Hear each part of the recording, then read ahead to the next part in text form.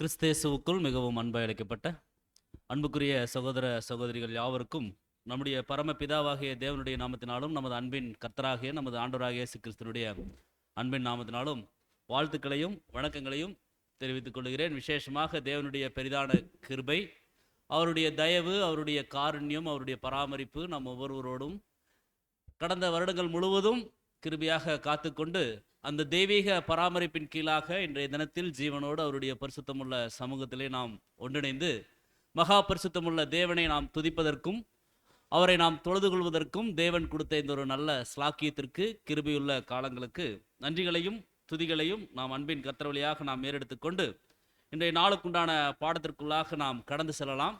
பிரியமான சகோதர சகோதரிகளை, இன்றைய நாளில் கூட தேவனுடைய பெரிதான கிருபையினால் நாம் தியானிக்கக்கூடிய பாடத்தின் தலைப்பு த மவுண்ட் ஆஃப் பியூட்டிடியூட்ஸ்.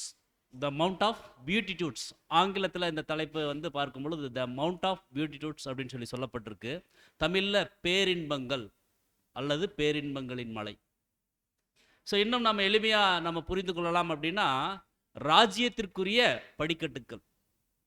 நம்ம ராஜ்யத்திற்கு போகணும் அப்படின்னா தேவன் படிக்கட்டு ஸ்டெப்ஸ் வச்சுருக்கார். அந்த ஒவ்வொரு ஸ்டெப்பாக நம்ம ஏறி போனோம்னா நம்ம என்ன பண்ணலாம்னா தேவன் வைத்திருக்கக்கூடிய அந்த ஒரு ராஜ்யத்திற்கு நாம் கடந்து செல்ல முடியும். பாருங்க, தேவன் கடந்த வருடங்கள் முழுவதும் நம்மை கிருபையாக காத்து கொண்டு அவருடைய தெய்வீக பராமரிப்பின் கீழாக நம்மளை வழிநடத்திட்டு வந்திருக்கிறார். ஸோ அதான் நம்ம பார்க்குறோம். யோபு சொல்லும் பொழுது, யோபு 10ஆம் அதிகாரம் 12ஆம் வசனம். யோபு 10:12.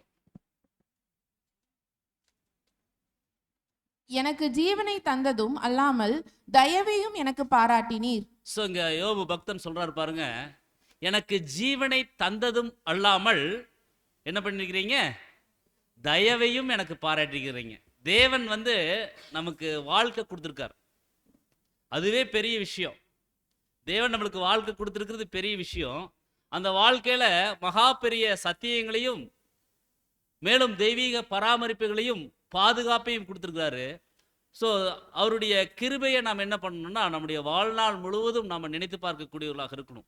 ஸோ அதான் யோபு பக்தன் சொல்றார், எனக்கு ஜீவனை தந்ததும் இல்லாம ஜீவன் தந்ததே பெருசு, அதுல தயவு.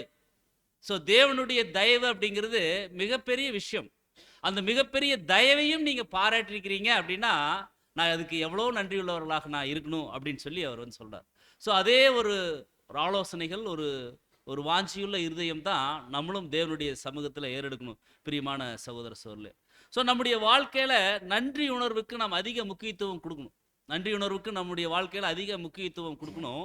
நன்றி உணர்வு குறைவதனால நிறைய ஆபத்துக்கள், இந்த ஒரு ஸ்பிரிச்சுவல் வாழ்க்கையில நிறைய ஆபத்துக்கள் நம்மளுக்கு நேரிடும்.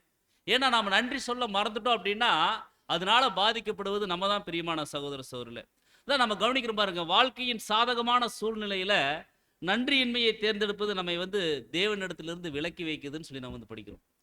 ஸோ சாதகமற்ற சூழ்நிலை, சாதகமான சூழ்நிலை எப்படி இருந்துட்டாலும் நம்ம தேவனுடைய கருத்திற்குள்ள அடங்கி இருக்கணும், தேவனுக்கு நன்றி செலுத்தக்கூடியவர்களாக இருக்கணும். அதே போல கவனிக்கிற பாருங்க, தேவனுடைய ஆசீர்வாதங்களினுடைய நீரூற்றிலிருந்து நாம் பிரிந்து செல்லும் பொழுது அது ஒருபோதும் நன்மையை தராது. தேவன் மிகப்பெரிய ஆசீர்வாதத்தின் நீரூற்று வச்சிருக்கிறார். அந்த நீரூற்றிலிருந்து, அந்த ஆசீர்வாதத்திலிருந்து நாம பிரிந்து சென்றோம் அப்படின்னா அது ஒருபோதும் நமக்கு என்ன பண்ணாதுன்னா பலனை தராதுன்னு சொல்லி நம்ம பார்க்கிறோம்.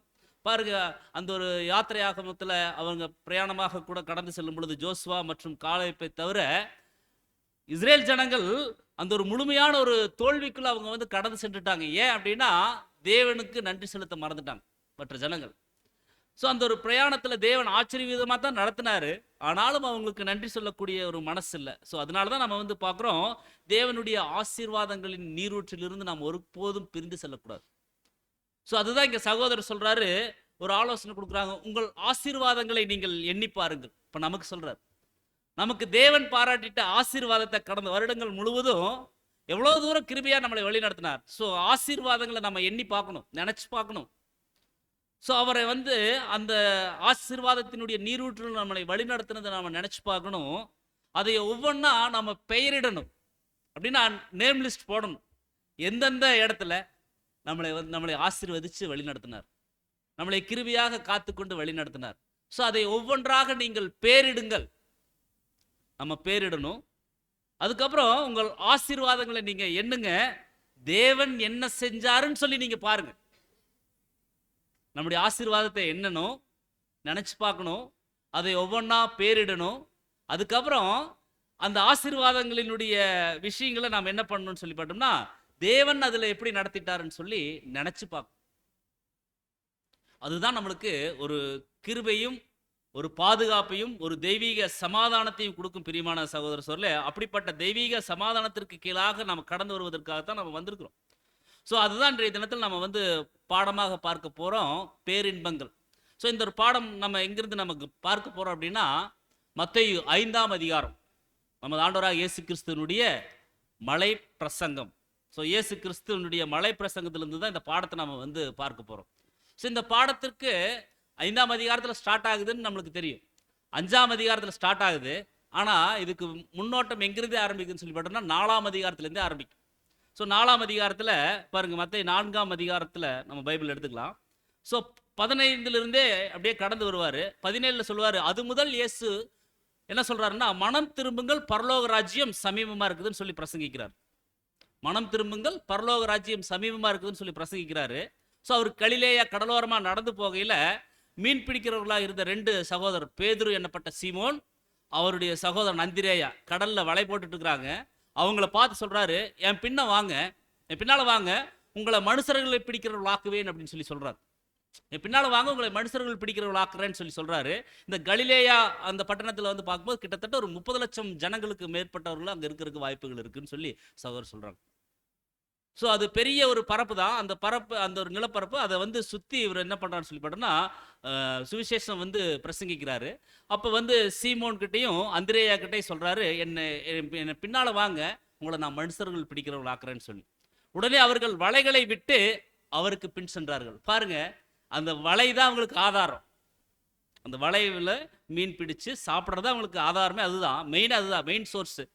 அதை விட்டுட்டு அப்படியே போட்டு திரும்பி வந்துடுறாங்க. நம்ம செய்யுமா? ஒரு நாள் நம்ம லீவ் போட்டு கன்வென்ஷன் வர்றதுக்கு நம்மளுக்கு அவ்வளோ பிரச்சனைகள் இருக்குது, முடிய மாட்டேங்குது. ஒரு நாள் கூடுகைக்கு நாம் வர்றதற்கு முடியறதில்ல.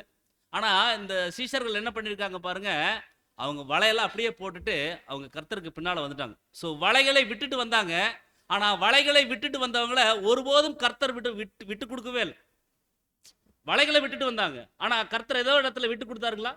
அவங்கள விடாது பிடித்து கொண்டார். அதுதான் அருமையான நேசராக நம்முடைய கர்த்தர் இருக்கிறார், பிரியமான சகோதர சகோதரர்கள். ஸோ அவங்க வந்து அப்படியே பிரயாணமாக போகிறாங்க. ஸோ கலிலேயா எங்கும் சுற்றி திரிந்து அவர்களுடைய ஜெப ஆலயங்களில் உபதேசித்து ராஜ்யத்தின் சுவிசேஷத்தை பிரசங்கித்து ஜனங்களுக்கு உண்டாயிருந்த சகல வியாதிகளையும் சகல நோய்களையும் நீக்கி சுஸ்தமாக்கினார். ஸோ கிறிஸ்து பரிபூரணர், அவர் மகா பரிசுத்தம் உள்ளவர். பாருங்க, அவர் பரிபூர்ணமாக இருந்துட்டாலும் அநேக வியாதியஸ்தர் அவர் வந்து என்ன பண்றாருன்னா சுஸ்தமாக்குறார். ஸோ கலிலேயா முழுவதும் அவர் வந்து சுற்றி நடந்து போறார். அப்போ பாருங்க, அவ்வளோ பெரிய ஒரு நிலப்பரப்பு அவர் கடந்து செல்லும் பொழுது எவ்வளோ கஷ்டமா இருக்கும்.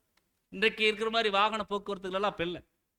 ஆனாலும் அவர் அவ்வளோ சிரமங்களுக்கு மத்தியிலையும் அவர் அங்கே என்ன பண்றாரு சொல்லி பார்த்தோம்னா சுற்றி திரிந்து உபதேசிக்கிறார். என்ன உபதேசிக்கிறார்னா, ராஜ்யங்களினுடைய சுவிசேஷம். ஸோ ராஜ்யத்தின் சுவிசேஷத்தை அவர் வந்து உபதேசிக்கிறாரு. அந்த ஒரு உபதேசம் அந்த சீசர்களுக்கு அன்னைக்கு வந்து புரிஞ்சிருக்காது, மற்ற ஜனங்களுக்கும் அன்னைக்கு வந்து புரிஞ்சிருக்காது. ஏதோ பேசுறார், உபதேசிக்கிறார்னு தான் புரிஞ்சிருக்கும். ஆனா அன்னைக்கு அவங்களுக்கு புரியல. ஆனா இன்னைக்கு பாருங்க, தேவ கிருபையில ராஜ்யத்தின் சுவிசேஷம் நமக்கு புரியுது. ஸோ பரலோகத்திற்கு ஏறக்கூடிய படிக்கட்டுகளினுடைய ஒவ்வொரு அம்சங்களும் தேவன் என்ன பண்ணியிருக்காருன்னா இன்றைய தினத்தில் நம்மளுக்கு வெளிப்படுத்தியிருக்கிறார், பிரியமான சகோதர சகோதரர்களே. ஸோ ராஜ்யத்தின் சுவிசேஷத்தை பிரசங்கிக்கிறாரு, ஜனங்களுடைய வியாதிகளை நீக்கிறார். எவ்வளோ பரிபூரணராக இருந்துட்டாலும் பாருங்க, ஒருத்தரை வந்து சொஸ்தமாக்குற ஒரு வியாதியஸ்தர் சொஸ்தமாக்குறாருன்னா அவர்கிட்ட இருந்த அந்த வியாதி நீங்கி இவர் பரிபூர்ணராக இருக்கிறனால இவர் என்ன பண்றாருன்னு சொல்லி பார்த்தோம்னா இவருக்கு அந்த வியாதிகள் வந்து தொற்றுவதற்கு வாய்ப்புகள் இருக்கு. ஸோ மகாபரிசுத்தம் உள்ளவர் தான், ஆனாலும் அந்த ஒரு வியாதியினுடைய தன்மை இவரை வந்து தாக்குவதற்கு, அதான் நம்ம வந்து கவனிக்கிறோம், அவர் நோய்களை ஏற்றுக்கொண்டார் அப்படின்னு சொல்லி. ஸோ அந்த வியாதிகள் இவருக்கு வந்து தாக்குது. ஸோ அவருடைய கீர்த்தி வந்து சீரியா எங்கும் பிரசித்தமாயிடுச்சு. அப்பொழுது பலவித வியாதிகளையும் வேதனைகளையும் அடைந்திருந்த சகல பிணியாளிகளையும் பிசாசு பிடித்தவர்களையும் சந்திர யோகிகளையும் திமிர்வாதக்காரரையும் அவரிடத்தில் கொண்டு வர்றாங்க. ஸோ முடக்குவாதம், மனநலம் பாதிக்கப்பட்டவங்க, இவங்க எல்லாத்தையும் வந்து அவர்கிட்ட கொண்டு வர்றாங்க. எல்லாத்தையும் கர்த்தர் என்ன பண்ணுறான்னு சொல்லி பார்த்தோன்னா சுஸ்தமாக சுகப்படுத்துறார். ஸோ கலிலேயா, தெக்கப்போலி, எருசலேமு, யூதேயா, யோர்தானுக்கு அப்புறத்தில் இருந்த திரளான ஜனங்கள் வர்றாங்க.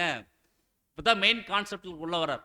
ஸோ திரளான ஜனங்கள் வர்றாங்க. அப்படியே வந்து இவருடைய கீர்த்தி அந்த தேசம் முழுவதும் பல்வேறு தேசங்களுக்கும் பிரசித்தமான உடனே திரளான ஜனங்கள் அவரை வந்து சந்திக்கிறதுக்காக வர்றாங்க. அவர் வந்து திரளான ஜனங்களை கண்டு மலையின் மேல் ஏறுறாரு. 5ஆம் அதிகாரம் 1ஆம் வசனம் கவனிக்கிறோம் பாருங்க. அவர் திரளான ஜனங்கள் வர்றதை பார்க்குறாரு. அவர் மலையின் மேலே ஏறுறாரு. ஸோ முதலே நம்ம வந்து குறிப்பிடுறோம், மலை அப்படிங்கிறது தேவனுடைய ராஜ்யம். மலை அப்படிங்கிறது தேவனுடைய ராஜ்யம். சரிங்களா? அது நம்மளுக்கு பொருத்தி பார்த்துக்கலாம். ஏன்னா மணவாட்டி வகுப்பார அழைக்கப்பட்டிருக்கக்கூடிய நமக்கு தான் இந்த ஒரு சத்தியம் வந்து என்ன பண்ணுதுன்னு சொல்லி பார்த்தோம்னா புரியக்கூடியதாக இருக்குது, பொருந்தக்கூடியதாகவும் இருக்குது.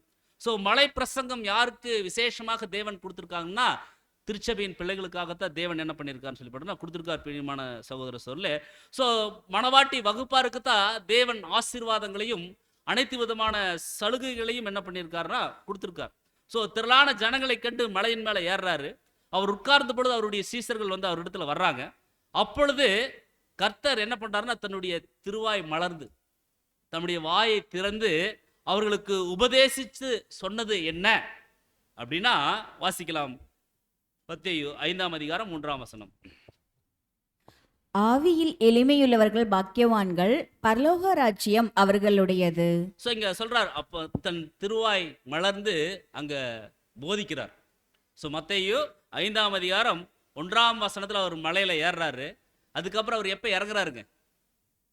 மலை மீது ஏறி எப்போ இறங்குறாரு? 16 வசனம் முடிஞ்சோடனே இறங்கிறாரா? 8ஆம் அதிகாரம் 1ஆம் வசனத்தில் நம்ம வந்து பார்ப்போம், அவர் மலையிலிருந்து இறங்கி அப்படின்னு சொல்லி. ஸோ அப்போ பாருங்க, அந்த 5, 6, 7 கிட்டத்தட்ட அந்த ஒரு 3 அதிகாரங்களையும் என்ன பண்றான்னு சொல்லி பார்த்தோன்னா பல்வேறு புத்திமதிகளை வந்து சொல்றாரு. யாருக்கு அப்படின்னா திருச்சபையின் பிள்ளைகள் அழைக்கப்பட்டிருக்கக்கூடிய நமக்கு. ஸோ அவர் குறிப்பிடுறார், ஆவியில் எளிமையுள்ளவர்கள் பாக்கியவான்கள், பரலோக ராஜ்யம் அவர்களுடையது. ஸோ இங்கே ஆவியில் எளிமை அப்படின்னா பாருங்க, தங்களை தாங்களே தாழ்த்துறது, நாம் ஒன்றுமில்லை அப்படின்னு சொல்லி தேவன் கிட்ட தங்களை சரண்டர் பண்றது. ஸோ அதுதான் ஆவியில் எளிமை. ஸோ ஆவியில் எளிமையுள்ளவர்கள் பாக்கியவான்ங்க. ஸோ தங்களை தாங்களே அவங்க தாழ்த்துவாங்க. ஸோ அதை தன்னை தாழ்த்தி மற்றவர்களை உயர்த்துவாங்க. இந்த ஆவியில் எளிமையுள்ளவர்களுடைய கேரக்டர் எப்படி இருக்கும் அப்படின்னா பாருங்க, தங்களை தாழ்த்தி தன்னுடைய உடன் சகோதர சகோதரிகளை உயர்த்துவாங்க. அவர்களுடைய நலன் மீது அக்கறை கொண்டவர்களாக இருப்பாங்க. சகோதர சகோதரிகளுடைய நலன் மீது அக்கறை கொண்டவர்களாக இருப்பாங்கன்னு சொல்லி நம்ம வந்து பார்க்குறோம். ஸோ சத்தியத்தை கற்றுக்கொண்டு வரக்கூடிய ஒவ்வொரு தேவனுடைய பிள்ளைகளுக்கும் அவங்க என்ன பண்ணுவாங்கன்னு சொல்லி பார்த்தோம்னா உதவி செய்யக்கூடியவர்களாக இருப்பாங்க. ஸோ தாழ்மையில வளரக்கூடியவர்களாகவும் அவங்க வந்து இருப்பாங்க. அவங்க தான் ஆவியில் எளிமை. ஸோ இந்த பைபிள் வந்து காந்தியடிகள் வந்து பைபிள் படிச்சிருக்கார். காந்தியடிகள் வந்து இந்த ஒரு மத்தேயு 5ஆம் அதிகாரம் 1 வசனம் படிச்சுட்டு ஆவியில் எளிமையுள்ளவர்கள் பாக்கியவான்கள் அப்படின்னு சொல்லி படித்த உடனே அதை படிச்சுட்டு அவர் வந்து அந்த நாகரீகமான உடைகளை உடுத்துவதை வந்து அவர் வந்து தவிர்த்துட்டார்னு சொல்லி நம்ம வந்து கேள்விப்பட்டிருக்கோம். ஸோ அந்த மாதிரி அவருக்கு பாருங்க, அவருக்கு ஒன்றுமே தெரியாது. ஏதோ படித்தாரு, ஏதோ இன்ஸ்பிரேஷனில் அவர் என்ன பண்ணிட்டு சொன்னால் கர்த்தர் இப்படியெல்லாம் இயேசு கிறிஸ்து இப்படியெல்லாம் நடந்துக்கிறாரா வாழ்ந்துக்கிறாரா அப்படின்னு சொல்லி அந்த பாதிப்பில் என்ன பண்ணியிருக்காரு, ஈர்க்கப்பட்டு கர்த்தருடைய வாழ்க்கையில் ஈர்க்கப்பட்டு அவர் என்ன பண்ணியிருக்காருன்னு சொல்லி போட்டோம்னா அப்படி ஒரு வாழ்க்கை வாழ்ந்துட்டார். ஆனால் இன்னைக்கு இந்த பரிசுத்த வேதாகமம் யாருக்காக கொடுத்துருக்காருங்க? தேவன் நமக்காக தான் கொடுத்துருக்காரு. ஸோ இந்த வசனங்களின் பால் நாம் ஈர்க்கப்படணும். ஸோ வசனங்களின் பால் நாம் ஈர்க்கப்பட்டு அந்த வார்த்தைகளுக்கு நாம் கை கொண்டு நடக்கும் பொழுது தான் அதுக்கு நம்மளுக்கு மெய்யான ஆசீர்வாதத்தை கொண்டு வரும். பிரியமான சகோதர சகோதரர்களே, ஸோ நம்மளை நம்ம தாழ்த்தணும். ஸோ இதற்கு உதாரணமாக நம்முடைய ஆண்டவராக இயேசு கிறிஸ்து ஒரு உவமையை வந்து சொல்றாரு. லூக்கா 14ஆம் அதிகாரம் 7ல இருந்து வாசிங்க சார். விருந்துக்கு அழைக்கப்பட்டவர்கள் பந்தியில் முதன்மையான இடங்களை தெரிந்து கொண்டதை அவர் பார்த்து அவர்களுக்கு ஒரு உவமையை சொன்னார். விருந்துக்கு ஒருத்தர் அழைச்சிக்கிறாரு. பந்தியில முதன்மையான இடங்களை தெரிந்து கொண்டதை அவர் பார்த்து அவர்களுக்கு ஒரு உவமையை வந்து கர்த்தர் சொல்றாரு. என்ன சொல்றாருன்னா பாருங்க, ஒரு நாள் கல்யாணத்துக்கு நீ அழைக்கப்பட்டிருக்கும் போது பந்தியில முதன்மையான இடத்தை நீ வந்து தேடாத, உட்காராத. உன்னிலும் கனமுள்ளவன் ஒருவேளை அங்க அழைக்கப்பட்டிருந்தான் என்ன நடக்கும் அப்படின்னா, உன்னை அழைத்தவன் அவனையும் அழைச்சு உன்னிடத்தில் வந்து இவருக்கு நீ இப்போ இடம் கொடு, நீ முதன்மையான இடத்துல இருக்கிறீ இல்லையா, நீ வந்து இப்போ இவனுக்கு நீ இடம் கொடு அப்படின்னு சொல்லி சொன்னா என்ன ஆகும்னா, நீ வெட்கத்தோட எந்திரிச்சு அந்த இடத்துல தலை குனிஞ்சு நீ மன கஷ்டத்தோட நீ வந்து தாழ்ந்த இடத்திற்கு போக வேண்டியதா இருக்கும் அப்படின்னு சொல்லிட்டு, நீ அழைக்கப்பட்டிருக்கும் போது போய் தாழ்ந்த இடத்துல உட்கார்ந்துரு. தாழ்மையா நீ வந்து என்ன பண்ணணும்னா, கீழ்ப்படிதலோட நீ போய் ஒரு தாழ்மையான இடத்துல நீ போய் உட்கார்ந்துரு. அப்படி உட்கார்ந்துட்ட அப்படின்னா, உன்னை அழைத்தவன் வந்து சிநேகிதனே, நண்பனே, நீ வந்து உயர்ந்த இடத்துல வந்து உட்காருங்க, நீங்க போய் உட்காரலாமா அப்படின்னு சொல்லி அவர் வந்து என்ன பண்ணுவார்னு சொல்லி உனக்கு கனம் கொடுப்பாரு. ஸோ அப்படி கனம் கொடுக்கும்போது உன்னோட கூட பந்தி இருக்கிறவர்களுக்கு முன்னால உனக்கு கனம் உண்டாகும். அப்ப பாருங்க, கனம் அப்படிங்கிறது, மெய்யான உயர்த்துதல் அப்படிங்கிறது தேவனுடைய கரத்துல இருந்து தான் வரணும். நம்மளா தேடி போய் என்ன பண்ணிடக்கூடாதுன்னு சொல்லி பார்த்தோம்னா எடுத்துக்கொள்ளக்கூடாது.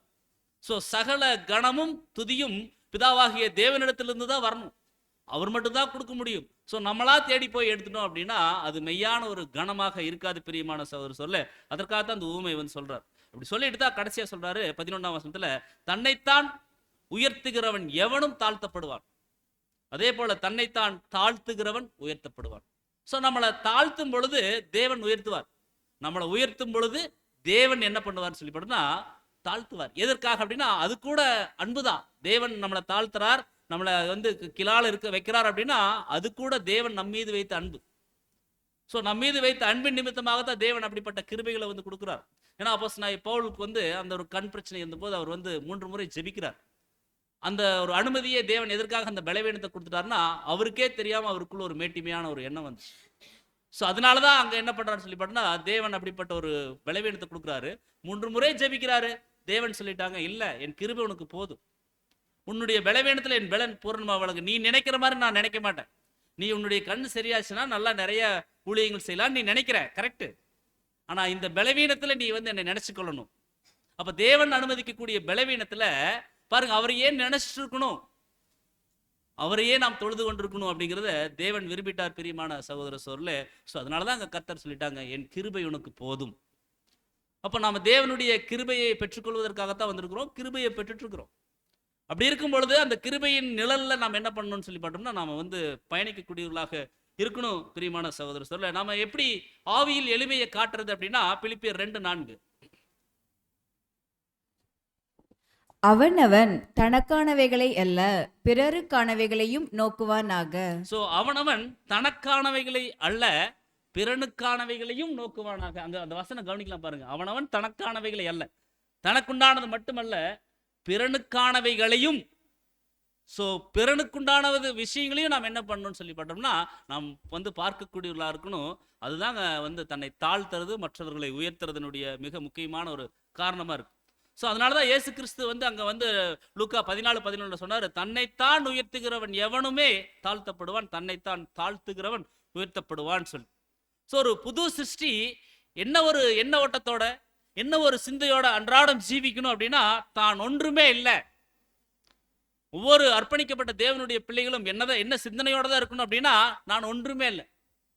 ஆனா இன்னைக்கு உலகத்தின் மக்கள் எப்படி இருக்கிறாங்க, நான் நினைச்சா எதை வேணாலும் சாதிக்க முடியும், என்னால எல்லாமே முடியும், கொஞ்ச நேரம் நான் வந்து ஸ்டடி பண்ணேன்னா எல்லாமே என்னால பண்ண முடியும் அப்படின்னு சொல்லி இன்னைக்கு ஒவ்வொரு உலகத்தின் ஜனங்களும் யோசிக்கிறாங்க.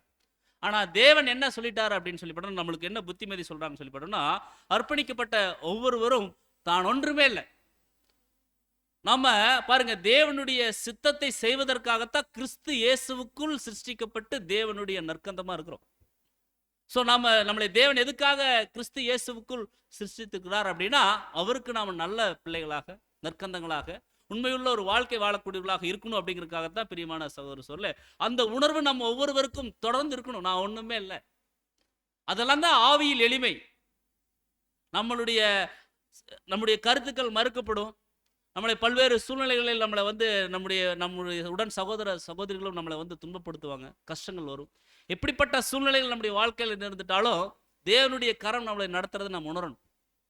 ஸோ பலனற்ற நேரங்களில் தேவனுடைய பெரிதான கிருபை நம்மளை தாங்கி வழிநடத்துதுங்கிற அந்த உணர்வு நம்ம ஒருவருக்கும் வேணும் பிரியமான சகோதரர் சொல்ல. ஸோ இப்படிப்பட்டவங்க தான் ஆவியில் எளிமையுள்ளவர்களாக இருக்கிறாங்க. இந்த ஆவியில் எளிமையுள்ளவர்கள் தான் பாக்கியவான்கள். அவங்களுடைய இதுதான் என்னங்க, பரலோக ராஜ்யம். ஸோ பரத்துக்கேறக்கூடிய படிக்கட்டுகள்ல முதல் படி என்னன்னு சொல்லி பார்த்தோம்னா ஆவியில் எளிமை. ஸோ இந்த ஆவியில் எளிமையில் இருந்தா தான் நம்ம பரலோக ராஜ்யத்துக்குள் பிரவேசிக்க முடியும். ஸோ அது நம்ம கவனிக்கிறோம். ஸோ கர்த்தர் சொல்லிட்டாங்க மத்தேயு 6:20, பரலோகத்தில் உங்கள் பொக்கிஷங்களை நீங்க சேர்த்து வைங்க, அங்க பூச்சியாவது துருவாவது கெடுக்கிறதும் இல்லை, அங்க திருடர் கண்ணமிடுகிறதும் இல்லை. ஸோ நம்முடைய பொக்கிஷங்களை எங்க சேர்க்க சொல்றாருங்க? நம்ம பொக்கிஷம் பரலோகத்துல நாம சேர்த்துக்கூடியவர்களா இருக்கணும். அப்படி சேர்த்து வைக்கும் பொழுதுதான் நம்ம வந்து என்ன பண்ண முடியும்னா பரலோகத்தின் சுதந்திரவாளிகளாக நம்ம வந்து மாற முடியும். நம்ம பூலோகத்திலேயே சேர்த்துட்டோம் அப்படின்னா அது பூச்சி திருடர் இவங்கெல்லாம் வந்து என்ன பண்ணுவாங்கன்னா அது வந்து நாசம் பண்ணிடுவாங்க. ஸோ அதனால தான் அங்கே வந்து கர்த்தர் சொல்றார். ஸோ இந்த பூலோகத்தில் நம்ம எப்படி நடந்துக்கணும் அப்படின்னா ஆவியில் எளிமையுள்ளவர்களாக, இப்போ நம்ம வாழக்கூடிய நாட்களில் ஆவியில் எளிமையுள்ளவர்களாக நம்ம வந்து நடக்கணும். நம்ம ஒன்றுமில்லை அப்படிங்கிற ஒரு சிந்தை நம்ம ஒவ்வொருவருக்கும் வேணும். இது முதலாவது ஒரு படி, ஃபர்ஸ்ட் ஸ்டெப். அடுத்தது மத்தேயு 5:4 துயரப்படுகிறவர்கள் பாக்கியவான்கள், அவர்கள் ஆறுதல் அடைவார்கள். ஸோ துயரப்படுகிறவர்கள் பாக்கியவான்கள், அவர்கள் தாங்க ஆறுதல் அடைவாங்க. அப்போ நான் கஷ்டப்பட்டுட்டே இருக்கிறேன், துயரப்பட்டுட்டே இருக்கிறேன், ஸோ நான் வந்து பாக்கியவான் அப்படின்னு சொல்லி நம்ம சொல்லலாமான்னா பாருங்க, எதிர் நிமித்தம் துயரப்படுறவங்க, எதிர் நிமித்தம் கஷ்டப்படுறவங்க. ஸோ இந்த துயரப்படுகிறவர்கள் கஷ்டப்படுகிறவர்கள் யார் அப்படின்னா பாருங்க, உலக ஜனங்களின் நிமித்தமாக யார் கஷ்டப்படுறாங்களோ. இன்னைக்கு நம்ம பல்வேறு பகுதிகளில் இருந்து வர்றோம், பல்வேறு சூழல்களை நம்ம வந்து சந்திக்கிறோம். அப்படியெல்லாம் இருக்கும் பொழுது பாருங்க, ஒருத்தர் கஷ்டத்தில் இருக்கிறாங்க, அவங்கள நமக்கு பார்த்துட்டு கடந்து வரும் பொழுது நம்மளுக்குள்ள என்ன ஒரு நினைவு இருக்கணும்னா, நான் சரியா இருந்தா தேவன் என்ன பண்ணுவார்னா சீக்கிரமா, அதாவது இந்த ஒரு அர்ப்பணிப்பின் வாழ்க்கையில் நான் சரியா இருந்துட்டேன் அப்படின்னா தேவன் இந்த ஒரு ஓட்டத்தை, ஒரு சமயம் நான் 1,44,000 ஒருவனா இருந்தான், தேவன் அனுமதிச்சா நிச்சயமாக இந்த ஒரு சூழ்நிலைகள் மாறும் அப்படின்னு சொல்லி நம்மளுக்குள்ள அந்த ஒரு உணர்வு இருக்கணும். அப்ப இந்த ஒட்டுமொத்த உலகத்திற்கும் ஒரு மிகப்பெரிய ஒரு ஆசீர்வாதம் யார் மூலியமாக கிடைக்க போகுதுன்னா திருச்சபையின் பிள்ளைகளுக்கு மூலியமாகத்தான். ஸோ அதை குறித்து நம்ம என்ன பண்ணணும்னா துயரப்படக்கூடியவர்களாக இருக்கணும்.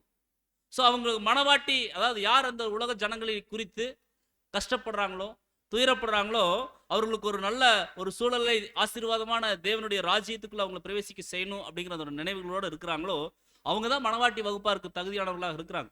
ஸோ அழைக்கப்பட்டவர்களும் அவங்க தான். ஸோ இப்படி துயரப்படுகிறவர்கள் தான் பாருங்க, அவங்கள தான் தேவனும் கர்த்தரும் என்ன பண்றாங்கன்னு சொல்லி பாருன்னா ஆறுதல் படுத்தக்கூடியவராக இருக்கிறாங்க. வாசிக்கலாம், ஏசாயா 61:2-3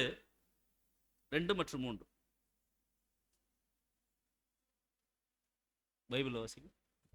ஏசாயா 61:2-3.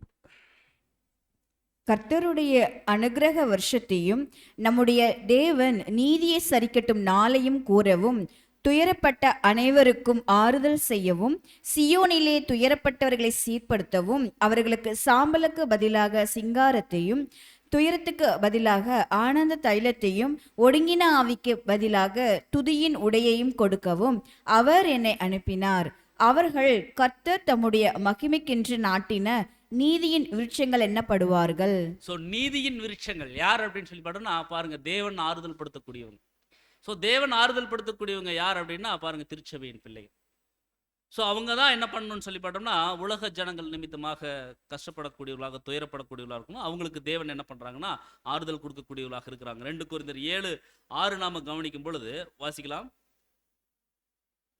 ஆகிலும் சிறுமைப்பட்டவர்களுக்கு ஆறுதல் செய்கிற தேவன் தீத்து வந்ததுனால எனக்கு ஆறுதல் செய்கிறார். ஸோ தீத்து வந்ததுனால அங்கே பவுல் சொல்கிறாங்க, தீத்து வந்ததுனால என்ன பண்ணுறான்னு சொல்லி போட்டால் தேவன் வந்து எங்களுக்கு ஆறுதல் செய்கிறார். ஏன்னா அந்த தீத்து வந்து அவருக்கு வேணுங்கிற அனுகூலங்களை அவர் என்ன பண்ணுறான்னு சொல்லி போட்டால் கொடுக்குறார். ஸோ அதை தான் அங்கே வந்து கவனிக்கும்.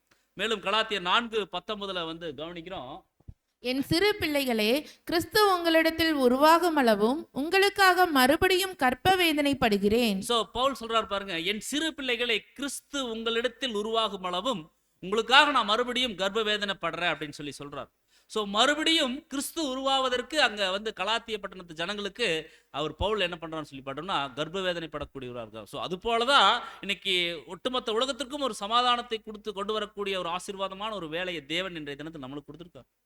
ஸோ அந்த வேலையை நாம் என்ன பண்ணணும்னு சொல்லி பார்த்தோம்னா உண்மையாக நாம் செய்யக்கூடியவர்களாக இருக்கணும் அப்படிங்கிறது நம்ம வந்து பார்க்குறோம்.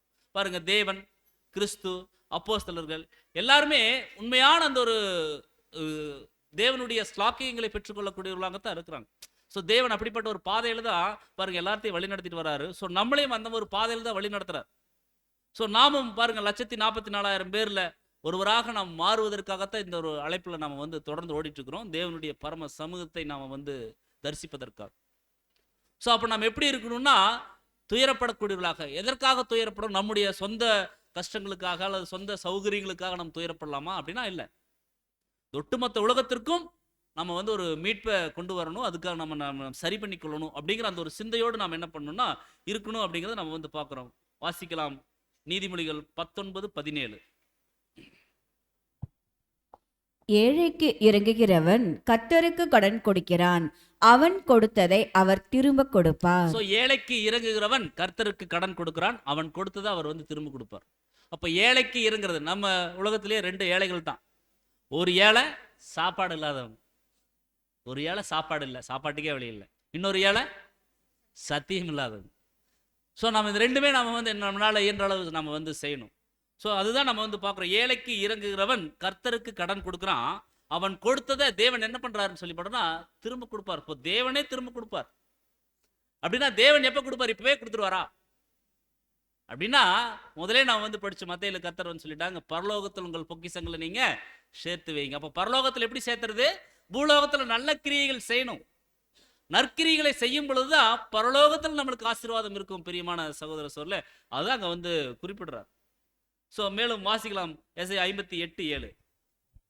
பசியுள்ளவனுக்கு உன் ஆகாரத்தை பகிர்ந்து கொடுக்கிறதும், துரத்துண்ட சிறுமையானவர்களை வீட்டிலே சேர்த்து கொள்ளுகிறதும், வஸ்திரம் இல்லாதவனை கண்டால் அவனுக்கு வஸ்திரம் கொடுக்கிறதும், உன் மாம்சமானவனுக்கு உன்னை ஒழிக்காமல் இருக்கிறதும் அல்லவோ உனக்கு உகந்த உபவாசம். எது உபவாசம்? இன்னைக்கு உபவாசம் இருக்கிறாங்க, உபவாச ஆராதனை. சாப்பிடாம 30 நாள் 20 நாள் 40 நாள் சாப்பிடாம இருக்கிறது, இதெல்லாம் உபவாசம் சொல்லி அவங்க இருக்கிறாங்க. ஆனா அங்க தேவன் வந்து ரொம்ப கிளியரா சொல்றார், பசியுள்ளவனுக்கு உன் ஆகாரத்தை பகிர்ந்து கொடுக்கிறதும், துறந்துண்டு சிறுமியானவர்களை வீட்டில் சேர்த்துக்கொள்ள, ஒண்ணுமே இல்லாதவங்க ஆதரவற்று இருக்கிறவங்களை சேர்த்து கொள்றதும், வஸ்திரம் இல்லாதவனை கண்டால் அவனுக்கு வஸ்திரத்தை கொடுக்கிறதும், உன் மாம்சமானவனுக்கு நம்முடைய உடன் சகோதர சகோதரிகளுக்கு நம்மளை ஒழித்து கொள்ளாமல் இருக்கிறது தாங்க தேவன் கேட்ட ஒரு உபதேசம். ஸோ அந்த ஒரு உபதேசம், அந்த ஒரு உபவாசம் நம்ம வந்து என்ன பண்ணணும்னா செய்யக்கூடியவர்களாக இருக்கணும் அப்படின்னு நம்ம வந்து பார்க்குறோம். ஸோ சகோதர சகோதரிகளுக்கு பரிதபிக்கக்கூடியவர்களாக இருக்கணும். ஒரு சகோதரன் ஒரு சகோதரிக்கு ஒரு பிரச்சனை அப்படின்னா ஒரு பரிவிரக்கம் வரணும். நம்முடைய சகோதரர் அப்படி ஒரு வார்த்தை கொடுப்பாங்க, பரிவிரக்கம். அந்த பரிவு பிளஸ் இரக்கம், பரிவிரக்கம். அந்த பரிவிரக்கம் நம்ம ஒவ்வொருவருக்கும் வேணும். சகோதர சகோதரிகளை நாம் கவனிக்கும் பொழுது பாருங்க, அதனாலதான் தேவன் என்ன பண்றாருன்னா கிறிஸ்துவின் சபைன்னு சொல்லி நம்மளை வந்து தேர்ந்தெடுக்கிறார். ஏன்னா தலை கர்த்தர், சரீரம் நம்ம. அப்போ சரீரத்துல பாருங்க, சுண்டு விரல்ல ஒரு அடிபட்டுச்சு, காலினுடைய சுண்டு விரல் ஒரு அடிபட்டுச்சு. கை வந்து நான் ஏன் நீ சுண்டு விரலாக்குற, நான் உன்னை வந்து காப்பாற்றணும் அப்படின்னு நினைக்குதுங்களா? இல்லையே. உடனடியா அந்த மூளையில உதிச்சு நம்ம என்ன பண்றோம், அந்த அடிபட்ட இடத்த நம்ம வந்து உடனே கை போய் நம்மளை வந்து அமுத்து. ஸோ இதெல்லாம் தேவன் என்ன பண்றாருன்னா அவருடைய தெய்வீக ஒழுங்கின் அடிப்படையில் வந்து செய்யறார். ஒரு சரீரத்திற்கு ஒண்ணுன்னா ஒரு அங்கத்திற்கு ஒண்ணுன்னா உடனடியா இன்னொரு அங்கம் பரிதபிக்கணும். ஸோ அதுதான் வந்து ஆசீர்வாதத்தை நோக்கி வழிநடத்தணும். அதுதான் நம்ம வந்து கவனிக்கிறோம். அப்பதான் ஆறுதலை பெற்றுக்கொள்ள முடியும். அவங்க தான் பாக்கியவான்கள், அவங்க தான் பரலோக ராஜ்யத்தை சுதந்திரித்துக் கொள்ள முடியும்.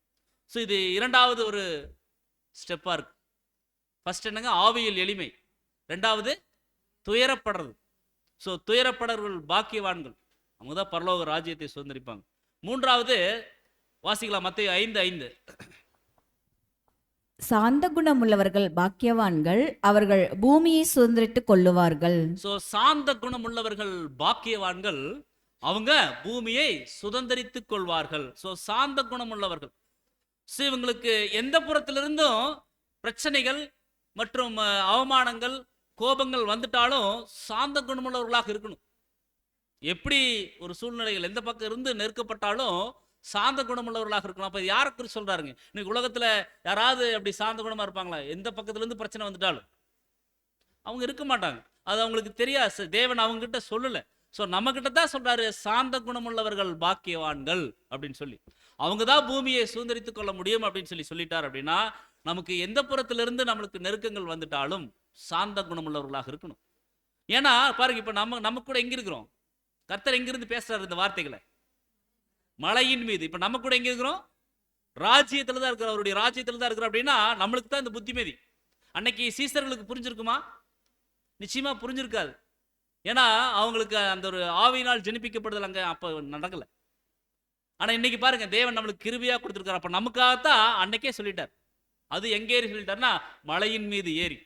ராஜ்யத்தின் சுவிசேஷங்களை சொல்றார். இன்னைக்கு நம்மளுக்கு அதுதான் பொருந்தக்கூடியதா இருக்குது பிரியமான சகோதர சொல்ல.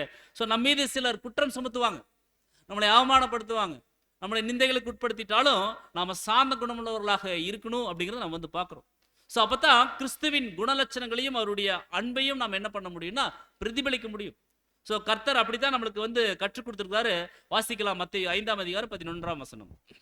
என் நிமித்தம் உங்களை நிந்தித்து துன்பப்படுத்தி பலவித தீமையான மொழிகளையும் உங்கள் பேரில் பொய்யாய் சொல்வார்களானால் பாக்கியவான்களாயிருப்பீர்கள். ஸோ என் நிமித்தம் உங்களை நிந்திச்சு துன்பப்படுத்தி பலவிதமான தீமையான மொழிகளையும் உங்கள் பேர்ல நம்ம பேர்ல சொல்லிட்டாலும் நீங்க பாக்கியவானா இருப்பீங்க. அப்ப நம்மளுக்கு பாக்கியவானா இருக்கணும், பரலோக ராஜ்யத்தை சுதந்திரிக்கணும் அப்படின்னா நம்ம என்ன பண்ணணும்? சாந்த குணம் உள்ளவர்களாக இருக்கணும். ஸோ சாந்த குணம் உள்ளவர்கள் தான் பாக்கியவான்கள், அவங்க தான் பூமியை சுதந்திரித்துக் கொள்ள முடியும். ஸோ பிரியமான சகோதர சகோதரிகளே பாருங்க, பழைய ஏற்பாட்டு காலத்துல நீடிய பொறுமையா நிறைய பரிசுத்தவான்கள் என்ன பண்ணியிருக்காங்கன்னு சொல்லி பார்த்தோம்னா முற்பிதாக்கள் வாழ்ந்துருக்கிறாங்க. ஸோ மோசே அவரும் முடிந்த அளவு என்ன பண்ணான்னு சொல்லி பார்த்தோம்னா அந்த பொறுமையை, நீடிய பொறுமையை காண்பிச்சார். யோபு குறிச்செல்லாம் நம்ம வந்து படிக்கிறோம். ஸோ தாவீது இவங்கெல்லாம் வந்து அந்த பொறுமையில என்ன பண்ணிட்டாங்கன்னு சொல்லி பார்த்தோம்னா நீடித்து நிலைச்சிருந்துட்டாங்கன்னு சொல்லி வந்து பார்க்குறோம். அதான் நம்ம கவனிக்கிறோம். ஞானி சொல்றாங்க நீதிமொழிகள் 25-28 தன் ஆவியை அடக்காத மனுஷன் மதிலிடிந்த பாழான பட்டணம் போல் இருக்கிறான். தன் ஆவியை அடக்காத மனுஷன் எப்படி இருக்கான்னு சொல்லி பார்த்தோம்னா மதிலிடிந்த பட்டணம், பாழா போன பட்டணம். ஸோ ஒரு அந்த ஒரு மதில் தான் ஒரு பட்டணத்திற்கு பாதுகாப்பு. அந்த மதில் சுவர் தான் ஒரு பட்டணத்திற்கு பாதுகாப்பு. அப்போ தன்னுடைய ஆவியை வந்து அடக்கலை அப்படின்னா யார் வேணாலும் உள்ள வரலாம். கோபம் வரலாம், பகை வரலாம், விரோதம் வரலாம், கபடம் வரலாம், முறுக்கம் வரலாம், என்ன வேணாலும் வரலாம். மாம்சத்தின் கிரிகள் எல்லாமே உள்ள வரும். அதே தன்னுடைய ஆவியை செல்ஃப் கண்ட்ரோல், அதான் சகோதரர் எழுதுறாங்க தன்னடக்கத்தின் முக்கியத்துவம், importance of self control. So அது நம்ம கிட்ட இருந்துருச்சு அப்படின்னா அன்புக்குரிய சகோதர சகோதரியில நாம் தேவன் வாசம் பண்ணக்கூடிய ஒரு ஆலயமாக நம்ம வந்து மாற முடியும். ஸோ தன்னுடைய ஆவியை அடக்கக்கூடியவர்களாக நம்ம வந்து இருக்கணும். அப்படி இருந்துட்டோம் அப்படின்னா பாருங்க நம்ம தேவனுடைய ஆசீர்வாதத்தை பெற்றுக்கொள்ள முடியும். ஏன்னா பழைய ஏற்பாட்டில் நீடிய பொறுமையா இவங்கெல்லாம் வந்து வாழ்ந்துருக்கிறாங்கன்னு சொல்லி நம்ம வந்து பார்க்கணும். எபிரேயர் 11:24 விசுவாசத்தினால மோசே பெரியவனான போது பார்வோனுடைய குமாரத்தியின் மகன் என்னப்படுவதை வெறுத்து என்ன பண்றான்னு சொல்லி பார்த்தோம்னா அவர் வந்து தேவனுடைய பிள்ளைகள் கூட சேர்ந்து அவர் வந்து பாடுகளை அனுபவிக்க அவர் வந்து துணிதார். ஸோ அப்படியெல்லாம் அவங்க வந்து வாழ்ந்துட்டாங்க. பிரியமான சகோதர சகோதரர்களே நம்மளும் அப்பேற்பட்ட ஒரு வாழ்க்கை வாழணும். மேலும் பாருங்க அங்க எபிரேயர் 11 விசுவாச வீரர்கள் குறித்து எழுதுவாரு. பின்னும் நான் என்ன சொல்லுவேன், கிதியோன், பாராக், சிம்சோன், எப்தா, தாவீது, சாமியேல் என்பவர்களையும் தரிசனங்களை குறித்து நான் விவரம் சொல்ல வேண்டுமான காலம் போதாது. விசுவாசத்தினால அவங்க ராஜ்யத்தை ஜெயிச்சாங்க, நீதியை நடப்பிச்சாங்க, வாக்கு தத்தங்களின் பெற்றாங்க, சிங்கங்களினுடைய வாய்களை அடைச்சாங்க, அக்னியின் உக்கிரத்தை அவித்திருக்கிறாங்க, பட்டய கருக்குக்கு தப்புனாங்க, பலவீனத்துல பலன் கொண்டாங்க, யுத்தத்துல வல்லவர்களானாங்க, அந்நியருடைய சேனைகளை முறியடிச்சாங்க. இதெல்லாம் விசுவாசத்தினால. ஸோ அந்த விசுவாசம் எப்படி வந்துச்சு அப்படின்னா பல்வேறு அனுபவங்கள் மூலியமாக கடுமையான சூழல்கள் மத்தியில தேவன் மீது உறுதியான ஒரு நம்பிக்கை அவங்க என்ன பண்ணியிருக்காங்க சொல்லி பார்த்தோம்னா வச்சிருந்தாங்க. அதனால அவங்களுக்கு ராஜ்யத்தை சுதந்திரித்து கொண்டிருக்கிறாங்க. ஸோ அது போலதான் பிரியமான சகோதர சகோதரர்களே ராஜ்யத்தின் ராஜாக்களாக நம்மளை தேவன் அழைச்சிருக்கிறார் அப்படின்னா நம்ம அந்த விசுவாசத்தில் பலப்படணும். எப்படி அப்படின்னா நீடிய பொறுமையோட நம்ம வந்து காத்திருக்கணும். ஸோ யோபுவின் பொறுமையை குறித்து நீங்க வந்து படிக்கிறீங்களா பாருங்க யாக்கோபு 5:11 இதோ பொறுமையா இருக்கிறவர்களை பாக்கியவான்கள் என்கிறோமே. யோபின் பொறுமையை குறித்து நீங்க கேள்விப்பட்டிருக்கிறீங்க, நாம படிச்சிருக்கிறோம். கர்த்தருடைய செயலின் முடிவை, பொறுமையா இருந்ததுனால இரட்டிப்பான ஆசீர்வாதம். ஸோ கர்த்தருடைய செயலின் முடிவையும் நீங்க வந்து பார்த்திருக்கிறீங்க. கர்த்தர் மிகுந்த இரக்கமும் உருக்கமும் உள்ளவராக இருக்கிறார். ஸோ நம்முடைய வாழ்க்கையில பல்வேறு புயல்கள் வரும், பல்வேறு அனுபவங்கள் நம்மளை வந்து தாக்கும். ஆனா முடிவில் புயலுக்கு மத்தியில் ஒரு மிகப்பெரிய சமாதானம் இருக்கும். புயலுக்கு மத்தியில் தாங்க சமாதானம் இருக்கும். ஸோ அப்படிப்பட்ட சமாதானத்தை நாம் பெற்றுக்கொள்ளணும் அப்படின்னா நீடிய பொறுமையோட தேவனுடைய வழிநடத்தல் நாம் வந்து பார்த்துருக்கணும். ஏன்னா கர்த்தர் நம்மளுக்கு அப்படிதான் கற்றுக் கொடுத்துருக்கிறார். கர்த்தர் அப்படித்தான் நம்மளுக்கு வாழ்ந்து காமிச்சிட்டு போயிட்டார். ஸோ நம்மளும் அப்படிப்பட்ட ஒரு வாழ்க்கை வாழக்கூடியவர்களாக இருக்கணும் அப்படிங்கிறத நான் வந்து பார்க்குறோம். யாக்கோபு 1:3 கூட வாசிக்க. உங்கள் விசுவாசத்தின் பரீட்சையானது பொறுமையை உண்டாக்கும் என்று அறிந்து அதை மிகுந்த சந்தோஷமாக எண்ணுங்கள். ஸோ உங்கள் விசுவாசத்தின் பரீட்சையானது பொறுமையை உண்டாக்கும் என்று அறிஞ்சு அந்த பொறுமை மற்றும் விசுவாசம் இதை குறித்து நாம் எப்படி இருக்கணும்னா ரொம்ப சந்தோஷமா என்னணும். உபத்திரவத்தில் எப்படி சந்தோஷப்படுறது? உபத்திரவத்தில் சந்தோஷப்பட்டா தான் பூரணப்பட முடியும். ஸோ பிரியமான சகோதர சகோதரிலே, அந்த அந்த ஒரு உபத்திரவங்கள் அதில் நம்ம வந்து பரீட்சைகளில் நம்ம எப்படி இருக்கணுமா சந்தோஷமா இருக்கணும் அப்படிங்கிறத அங்கே யாக்கோபு சொல்றார். ஸோ யாக்கோபு 5:8 சொல்றாரு, நீங்களும் நீடிய பொறுமையோடு இருந்து உங்கள் இருதயங்களை ஸ்திரப்படுத்துங்கள், கர்த்தரின் வருகை சமீபமா இருக்கிறார் அப்படின்னு சொல்லி சொல்றார். ஆனால் இன்னைக்கு கர்த்தர் என்ன பண்ணிட்டார்? வந்தாச்சு. ஸோ கர்த்தர் என்ன பண்ணிட்டாரு? இன்னைக்கு 2ஆம் வருகையில் வந்துட்டாரு. ஸோ நம்ம எப்படி இருக்கணும் அப்படின்னு சொல்லி பார்த்தோம்னா, நீடிய பொறுமையோடு இருந்து தேவனுடைய வழிநடத்துதலுக்காக நம்ம வந்து காத்து கொண்டிருக்கணும். ஸோ அப்போ நம்முடைய இருதயங்களை அவர் ஸ்திரப்படுத்தக்கூடியவராக இருக்கணும். ஸோ கர்த்தரிடத்துல விசுவாசமா இருக்கணும், தேவனிடத்துல விசுவாசமா இருக்கணும். ஸோ அப்போ தான் நம்ம ஆசீர்வாதம் பெற்றுக்கொள்ள முடியும் பிரியமான சகோதர சகோதரர்களே. ஸோ இது 3வது ஒரு படியா இருக்கு. 4வது மத்தேயு 5:6 நீதியின் மேல் பசிதாகமுள்ளவர்கள் பாக்கியவான்கள், அவர்கள் திருப்தி அடைவார்கள். நீதியின் மேல் பசிதாகமுள்ளவர்கள் பாக்கியவான்கள், அவர்கள் திருப்தி அடைவார்கள். ஸோ இங்க நீதி அப்படிங்கிறத நம்ம எப்படி புரிந்து கொள்ளலாம்னா, பாருங்க, தேவனுடைய அந்த ஒரு டிக்ஷனரியில நீதி அப்படின்னாலே கீழ்ப்படிதல். தேவனுடைய அந்த ஒரு டிக்ஷனரியில நீதி அப்படின்னா கீழ்ப்படிதல். ஸோ நம்ம எதுக்கு கீழ்ப்படியணும்?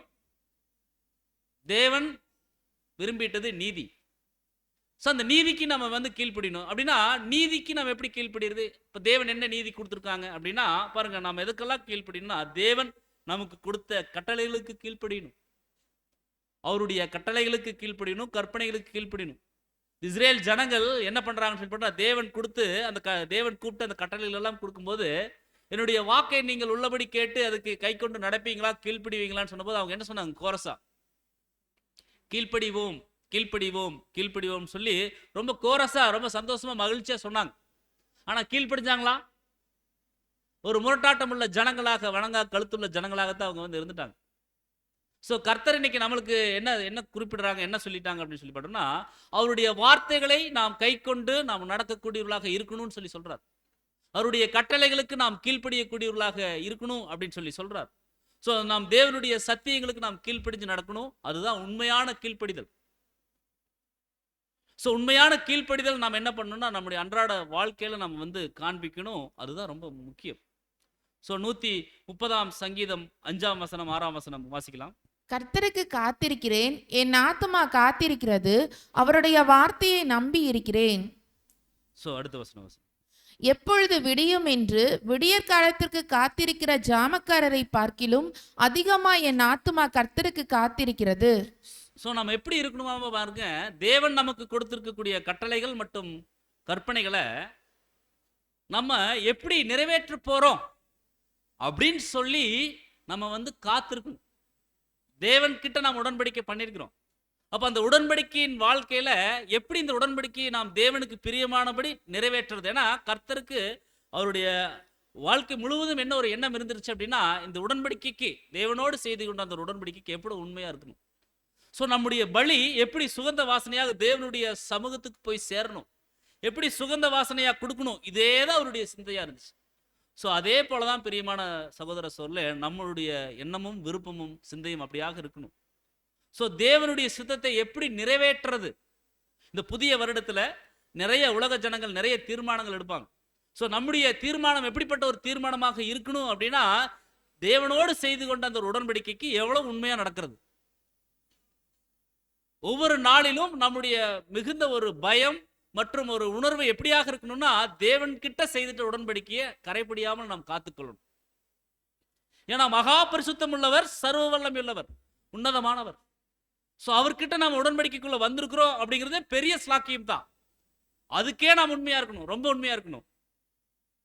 ஸோ அப்பேற்பட்ட பரம தகப்பன் முன்பாக நாம் எப்படி இருக்கணும் அப்படின்னா, அந்த உடன்படிக்கையை எப்படி கை கொண்டு நம்ம நடக்கணும் அப்படிங்கிற அந்த உணர்வோடு இருக்கணும். உடன்படிக்கைக்கு நாம் உண்மையுள்ளவர்களாக இருக்கணும். அது எப்படி இருக்குன்னா பாருங்க, கர்த்தருக்கு காத்திருக்கிறேன், என் ஆத்துமா காத்திருக்கிறது, அவருடைய வார்த்தையை நம்பி இருக்கிறேன்னு சொல்லி சங்கீதக்காரன் சொல்றார். பாருங்க, தேவனுடைய வார்த்தையின்படி நடக்கிறவங்கள அவங்களுடைய அடிகள் ஒன்றாகிலும் பிசகி போவதில்லைன்னு வசனங்கள் படிக்கிறோம். தேவனுடைய சத்தியத்தின்படி நம்ம நடந்துட்டோம் அப்படின்னா நம்முடைய ஒரு ஸ்டெப் கூட மாறாது, ஒன்று கூட பிசகி போயிடாது, யாரும் நம்ம மேல குற்றம் சொல்லிட முடியாது. ஏன்னா சத்தியத்தின்படி நாம வந்து நடக்கணும். அதுதான் ரொம்ப முக்கியம். ஸோ அவருடைய வார்த்தைகளை நாம் நம்பி இருக்கக்கூடியவர்களாக இருக்கணும்.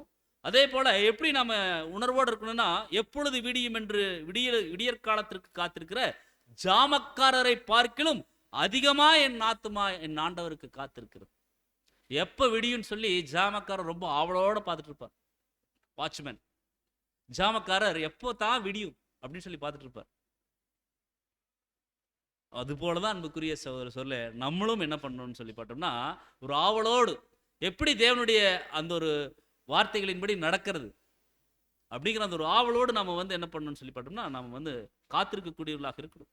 ஸோ அவங்க தான் நீதியின் மேல் பசிதாகம் உள்ளவர்களாக இருப்பாங்க. அப்படின்னா கீழ்ப்படிதல்ல அக்கறை உள்ளவர்களாக அவங்க இருப்பாங்க.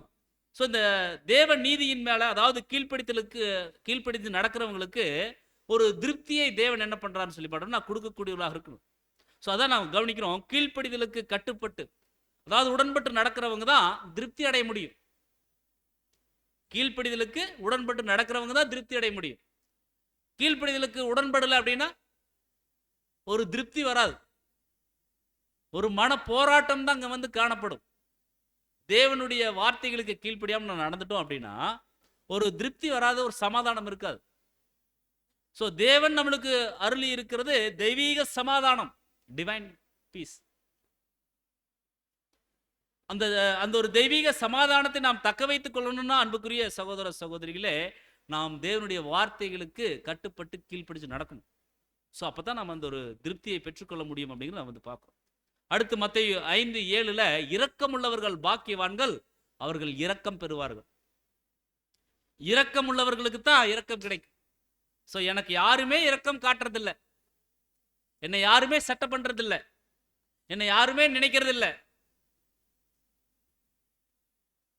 யாருமே நினைக்க மாட்டாங்க. தேவன் சொல்லிட்டாங்க, இரக்கம் உள்ளவர்கள் தான் பாக்கியவான்கள், அவங்க தாங்க இரக்கம் பெறுவாங்க. நான் எவ்வளவு சகோதர சகோதரிகள் மீது இரக்கம் அன்பு காண்பிக்கிறேன், எவ்வளவு தூரம் சகோதர சகோதரிகளுக்கு நான் வந்து முக்கியத்துவம் என்னுடைய வாழ்க்கையில நான் வந்து கொடுக்குறேன். சகோதரன் சகோதரி தானே அப்படின்னு அற்பமா நான் நினைக்கிறேன்னா, அல்லது அவர்களுடைய வாழ்க்கையின் மீது அவருடைய நலன்கள் மீது நான் அக்கறை உள்ளவனாக இருக்கிறேனா, அவங்களுக்கு தாங்க இரக்கம் கொடுக்கப்படும். அல்ல அல்ல இந்த ஒரு நீரூற்று இருக்குன்னா அல்ல அல்ல அது குறையாம வந்துட்டே தான் இருக்கு. எடுக்க எடுக்கத்தான் அது என்ன பண்ணுங்க, சுரக்கும், அதிகமா சுரக்கும். அந்த போலதான் அன்புக்குரிய சகோதரர் சொல்ல, அதிக இரக்கம் நாம் காண்பிக்கும் பொழுதுதான் நமக்கு அதிக இரக்கம் கிடைக்கும். நம்ம குறைவான இரக்கம் காண்பிச்சுட்டு அதிகமான இரக்கம் வேணும்னு எதிர்பார்த்தா, இஸ்ரேல் ஜனங்கள் அப்படித்தான் இருந்தாங்க. எப்படி இருந்துட்டாங்கன்னா பாருங்க, தேவன் கிட்ட இருந்து நிறைய ஆசீர்வாதங்கள் வாங்கினாங்க. ஆனா திருப்பி தேவன் கேட்கும்போது ரொம்ப அற்பமா சொற்பமா கொடுக்குறாங்க. ஸோ வாங்குறது கை நல்லா நீட்டி இப்படி வாங்குறாங்க, கொடுக்கறது இப்படி கொடுக்குறாங்க. ஸோ தேவனுடைய தெய்வீக கிருபையை இழந்துட்டா மிகப்பெரிய ஆபத்து நம்மளுக்கு வரும். ஸோ இந்த ஆபத்துக்கெல்லாம் நம்ம தப்பிக்கொள்ளணும்னா அன்புக்குரிய சகோதர சொல்ல இரக்கம் உள்ளவர்களாக நம்ம வந்து இருக்கணும். ஸோ நாம் மற்றவர்கள் மீது அந்த ஒரு இரக்க குணத்தை காண்பிக்கக்கூடியவர்களாக இருக்கணும். ஸோ தேவன் எப்படி இருந்துட்டாங்க அப்படின்னா மிகுந்த இரக்கம் உள்ளவராக இருக்கிறார். இரக்கத்தில் அவர் ஐஸ்வர்யம் உள்ளவர். ஏன் அப்படின்னா அவர் கொடுத்துட்டே இருக்கிறார், அதனால அவர்கிட்ட சுரந்துட்டே இருக்கு. நம்ம கொடுக்கறதே இல்லை, அதனால நம்ம குறைவான இரக்கங்களை நாம் பெற்றுக்கொள்றோம். ஸோ அதான் நம்ம கவனிக்கிறோம் பாருங்க. நம்முடைய சகோதரர் சொல்லும் பொழுது தேவ சாயலுக்குரிய குணலட்சணங்கள்ல மிக மிக முக்கியமானது இரக்கம், தயவு, தர்ம சிந்தை அப்படின்னு சொல்லி சொல்றார். ஸோ இதுதான் மனிதனை பயிற்றுவிக்கக்கூடிய ஒரு நல்ல குணலட்சணங்களாக இருக்குது. இது தேவன் வந்து கொடுக்குறார். ஸோ நம்முடைய இரட்சகரும் கூட இரக்க குணத்தை அதிகம் வலியுறுத்துறார். இந்த இரட்சகர் கூட இரக்க குணத்தை அதிகம் வலியுறுத்துறாரு. ஸோ வெளித்தோற்றமான இரக்கம் அல்லவென்றும் உள்ளான இருதயத்தோடு ஒருவர் குணத்தை அது மன்னிக்கணும் அப்படின்னு சொல்லி சொல்றார். ஸோ அப்படியாக மன்னிக்கல அப்படின்னா பரமபிதாவும் நம்முடைய அந்த ஒரு தப்பிதங்களை அவர் வந்து என்ன பண்ண மாட்டாருன்னா மன்னிக்க மாட்டார்னு சொல்லி சொல்றார். நாம் எவ்வளவாக இரக்கம் பெற்றிருந்தாலும் அல்லது கிருபை நிறைந்தவர்களாக இருந்தாலும் இரக்க மனதை உடையவர்களாக இல்லை அப்படின்னா பாருங்க, தேவனுடைய பார்வையில அங்கீகரிக்கப்பட்டவர்களாக நாம வந்து இருக்க மாட்டோம்.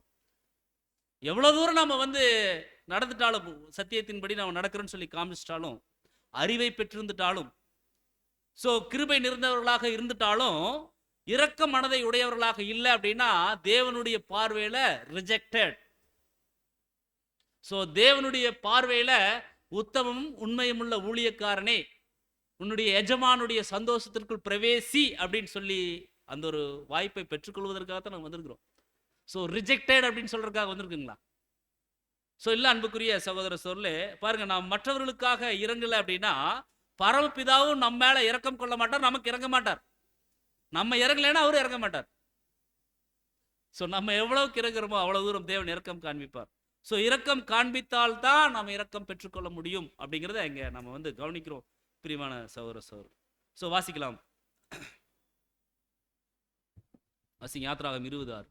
என்னிடத்தில் அன்பு கூர்ந்து என் கற்பனைகளை கை கொள்ளுகிறவர்களுக்கோ 1000 தலைமுறை மட்டும் இரக்கம் செய்கிறவராய் இருக்கிறேன். தேவன் எப்பேற்பட்ட இரக்கத்தில் ஐஸ்வர்யம் உள்ளவராக இருக்காருங்க. என்னிடத்தில் அவரிடத்தில் அன்பு கூர்ந்து அவருடைய கற்பனைகளை கை கொள்ளுவர்களுக்கு தான் 1000 தலைமுறை. எத்தனை தலைமுறை? 1000 தலைமுறைக்கும் அவர் வந்து என்ன பண்றாருன்னா இரக்கம் செய்யக்கூடியவராக இருக்கிறார். ஸோ எவ்வளவு பெரிய ஒரு அன்பு மிகுந்த தகப்பனா இருக்கிறார். ஸோ மத்தேயு 5:45 சொல்றாரு, இப்படி செய்வதனால் நீங்கள் பரலோகத்தில் இருக்கிற உங்கள் பரமபிதாவுக்கு புத்திரரா இருக்கிறீங்க. ஸோ அவர் தீயோர் மேலும் நல்லோர் மேலும் தமது சூரியனை உதைக்க பண்ணி நீதியுள்ளவர்கள் மேலும் அநீதியுள்ளவர்கள் மேலும் மழையை பெய்ய பண்றாரு. தேவன் எங்காவது பாருங்க, கடவுளே இல்லைன்னு சொல்றாங்க. இன்னைக்கு நிறைய பேர் கடவுளே இல்லைங்கன்னு சொல்றாங்க. அவங்களுக்கு வேணுங்கிற அனைத்து விதமான அனுகூலங்களையும் ஏற்படுத்தி கொடுக்கறது யார் அப்படின்னா தேவன் தான். ஸோ அதான் பார்க்குறோம் பாருங்க, அவர் தீயோர் மேலும் நல்லோர் மேலும் தம்முடைய சூரியனை உதிக்க பண்ணி நீதியுள்ளவர்கள் மேலும் அநீதியுள்ளவர்கள் மேலும் அவர் என்ன பண்றாருன்னு சொல்லி நாம் ஆசீர்வாதங்களை பொழிய பண்ணிட்டு தான் இருக்கார்.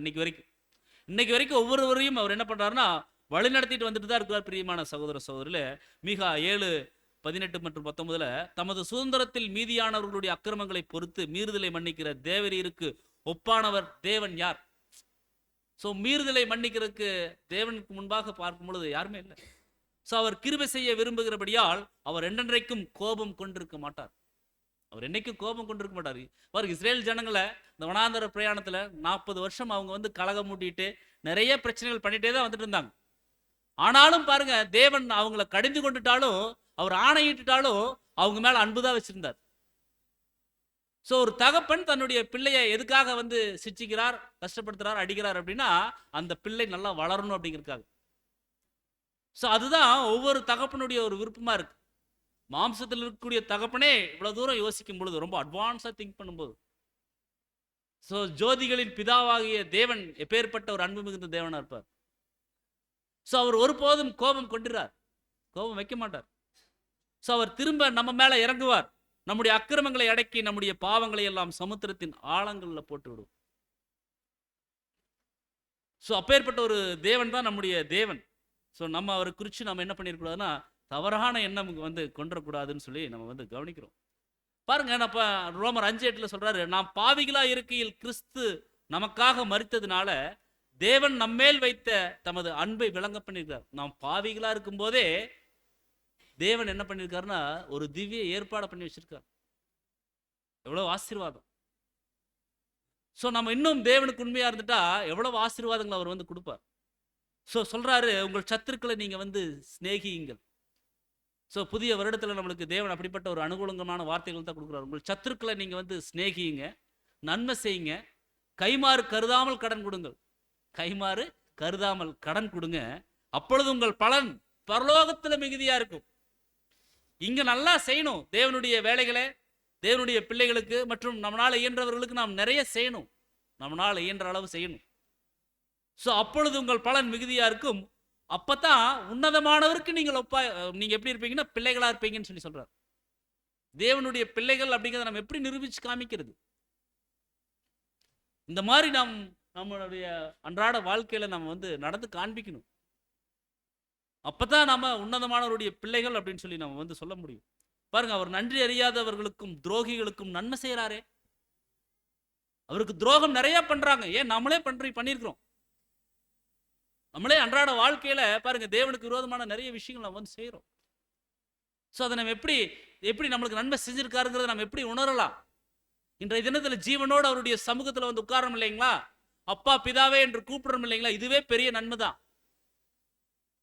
ஸோ நம்ம நிறைய சூழ்நிலைகள் அப்படி விரோதமா நடந்துட்டாலும் தேவன் நன்மை செய்யறாரே. ஸோ அதனால உங்கள் பிதா இரக்கமுள்ளவர் போல நீங்களும் இரக்கமுள்ளவர்களாக இருங்கன்னு சொல்லி சொல்றார். ஸோ நம்ம எத்தனை படிக்கட்டு ஏறி வந்திருக்கிறோங்க? 5 படிக்கட்டு ஏறிட்டோம். ஃபர்ஸ்ட் ஆவியில் எளிமை, அப்புறம் துயரப்படுகிறவர்கள், அடுத்தது சாந்த குணம், அடுத்தது நீதியின் மேல் பசி, அடுத்தது இரக்கமுள்ளவர்கள் பாக்கியவான்கள், அவர்கள் இரக்கம் பெறுவார். ஸோ கிறிஸ்துவின் அடிச்சுவடுகளை பின்பற்றி நடக்கக்கூடிய நாம், அவருடைய குணலட்சணங்களை பெற்றிருக்கக்கூடிய நாம மற்றவர்களுக்கு இரக்கம் காண்பிக்கும் பொழுதுதான் நமக்கும் தேவனிடத்தில் இரக்கம் கிடைக்கும் அப்படிங்கிற ஒரு உன்னதமான ஒரு வார்த்தைகளை நாம் வந்து கற்றுக்கொள்றோம். ஸோ தேவனுடைய கண்களில் தயவு கிடைக்கணும் அப்படின்னா நாம் இரக்கம் காண்பிக்கணும். அதுதான் ஆசீர்வாதம். ஸோ அடுத்தது நம்ம அடுத்த 6வது பாயிண்ட்ல நம்ம வந்து கடந்து செல்லும் பொழுது, இருதயத்தில் சுத்தமுள்ளவர்கள் பாக்கியவான்கள், அவர்கள் தேவனை தரிசிப்பார்கள். மத்தேயு 5:8. இருதயத்தில் சுத்தமுள்ளவர்கள் பாக்கியவான்கள், அவர்கள் தேவனை தரிசிப்பாங்க. ஸோ தேவனை நாம எவ்வளவு பேர் பார்த்துருக்குறோம்? இங்க இருக்கக்கூடிய நாம் தேவனை எவ்வளவு பேர் பார்த்துருக்குறோம்? இருதயத்தில் சுத்தமுள்ளவர்கள் தாங்க தேவனை தரிசிக்க முடியும். ஸோ பிரியமான சகோதரர் சொல்ல, இருதயத்தில் சுத்தம் அப்படிங்கிறத நாம் எப்படி புரிஞ்சுக்கலாம்?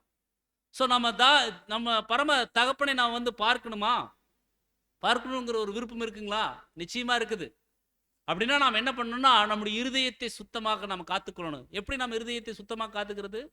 தேவனுடைய வசனங்கள், தேவனுடைய சத்தியங்கள், தேவனுடைய வார்த்தைகள் மூலமாக நம்முடைய இருதயத்தில் இருக்கக்கூடிய சகல விதமான கசப்பு, கோபம், மூர்க்கங்கள் இது எல்லாத்தையும் எடுத்து போடணும். அப்படின்னா பாருங்க, இன்னைக்கு நம்ம வந்து அவருடைய சமூகத்தில் ஒரு நாள் ஃபுல்லாக உட்கார்றோம் அப்படின்னா ஒரு 50-60 வசனங்கள் நம்மளுக்கு இன்னைக்கு கிடைக்கும். ஸோ இந்த 50-60 வசனங்கள் நம்மளுடைய இருதயத்துக்குள்ள போகணும், காதுல கேட்டு இருதயத்துக்குள்ள இறங்கணும். அப்படி இறங்கும் பொழுதுதான் 50-60 தேவன் விரும்பாத குணலட்சணங்கள் நமக்குள்ள இருந்து வெளியே போகும். ஸோ எவ்வளோ தூரம் வசனங்களை நாம் உள்ள செலுத்துறோமோ அவ்வளோ தூரம் நம்முடைய இருதயம் சுத்தம் பெறும், நம்முடைய அர்ப்பணிப்பின் வாழ்க்கையும் தேவனுக்கு பிரியமா மாறும். ஸோ இருதயத்தில் சுத்தம் வேணும். ஸோ நம்முடைய இருதயத்தை எப்படி சுத்தம் செய்யறதுன்னா, சத்திய வசனங்கள் மூலியமாக நம்ம வந்து தொடர்ந்து இரவும் பகலும் நாம் என்ன பண்ணணும்னா சுத்தம் செய்யக்கூடியவர்களாக இருக்கணும். இரவும் பகலும்னா லிட்டரலாக எடுத்துட்டாலும் நாம் தொடர்ந்து தேவனுடைய வசனங்களை, வார்த்தைகளை நாம் வந்து படிக்கணும். அது ஆசீர்வாதம். அதே ஆவிக்குரிய ரீதியில் எடுத்துட்டாலும், இன்பம் வந்தாலும் துன்பம் வந்தாலும் நாம் என்ன பண்ணணும்னா அவருடைய வேதத்தில் தியானமாக இருக்கக்கூடிய மனுஷங்கள் தாங்க பாக்கியவான். ஸோ அவங்க தான் பரலோக ராஜ்யத்தை சுந்தரித்துக் கொள்ள முடியும். ஸோ இரவும் பகலும் அவருடைய வேதத்தில் தியானமாக இருக்கணும்.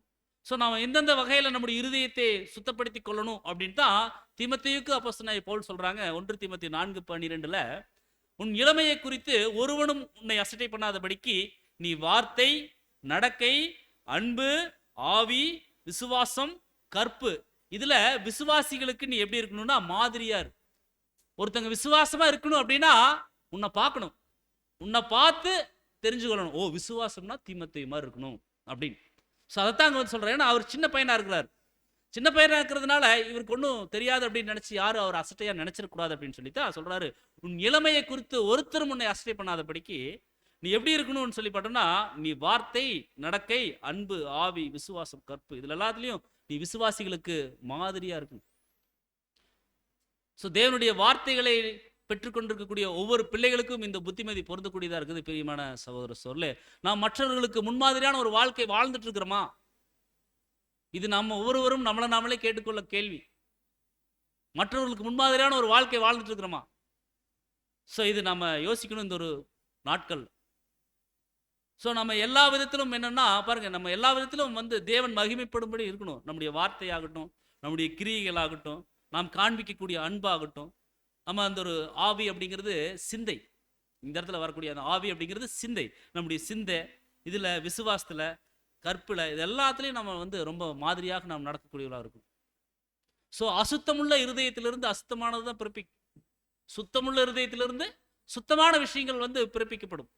ஸோ அப்படித்தான் அன்புக்குரிய சகோதர சொல்ல, ஏன்னா நம்முடைய இருதயத்தை எப்படி நம்ம சுத்தமுள்ளவர்களாக நம்ம காத்துக்கொள்ளணும்னா எபேசியர் 5:26 சொல்றாரு, நாம் அதை திருவசனத்தை கொண்டு தண்ணீர் முழுக்கினால் சுத்திகரித்து பரிசுத்தமாக்கணும்.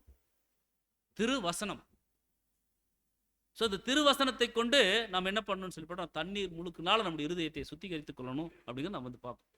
ஸோ இதுதான், இப்படித்தான் இருதயத்தை நாம் சுத்தம் செய்யக்கூடியவர்களாக இருக்கணும். வசனத்தை கொண்டு, வசனத்தை கை கொண்டு நம்முடைய இருதயத்தை நாம் சுத்தப்படுத்தி பரிசுத்தப்படுத்தி கொள்ளணும். ஸோ அப்படி பரிசுத்தப்படுத்தி கொள்ளக்கூடியவங்க தான் தேவனுடைய பார்வையில பாக்கியவான்களாக இருக்கிறாங்க. ஸோ அவங்க தான் தேவனை வந்து என்ன பண்ண முடியும்னா தரிசிக்க முடியும்.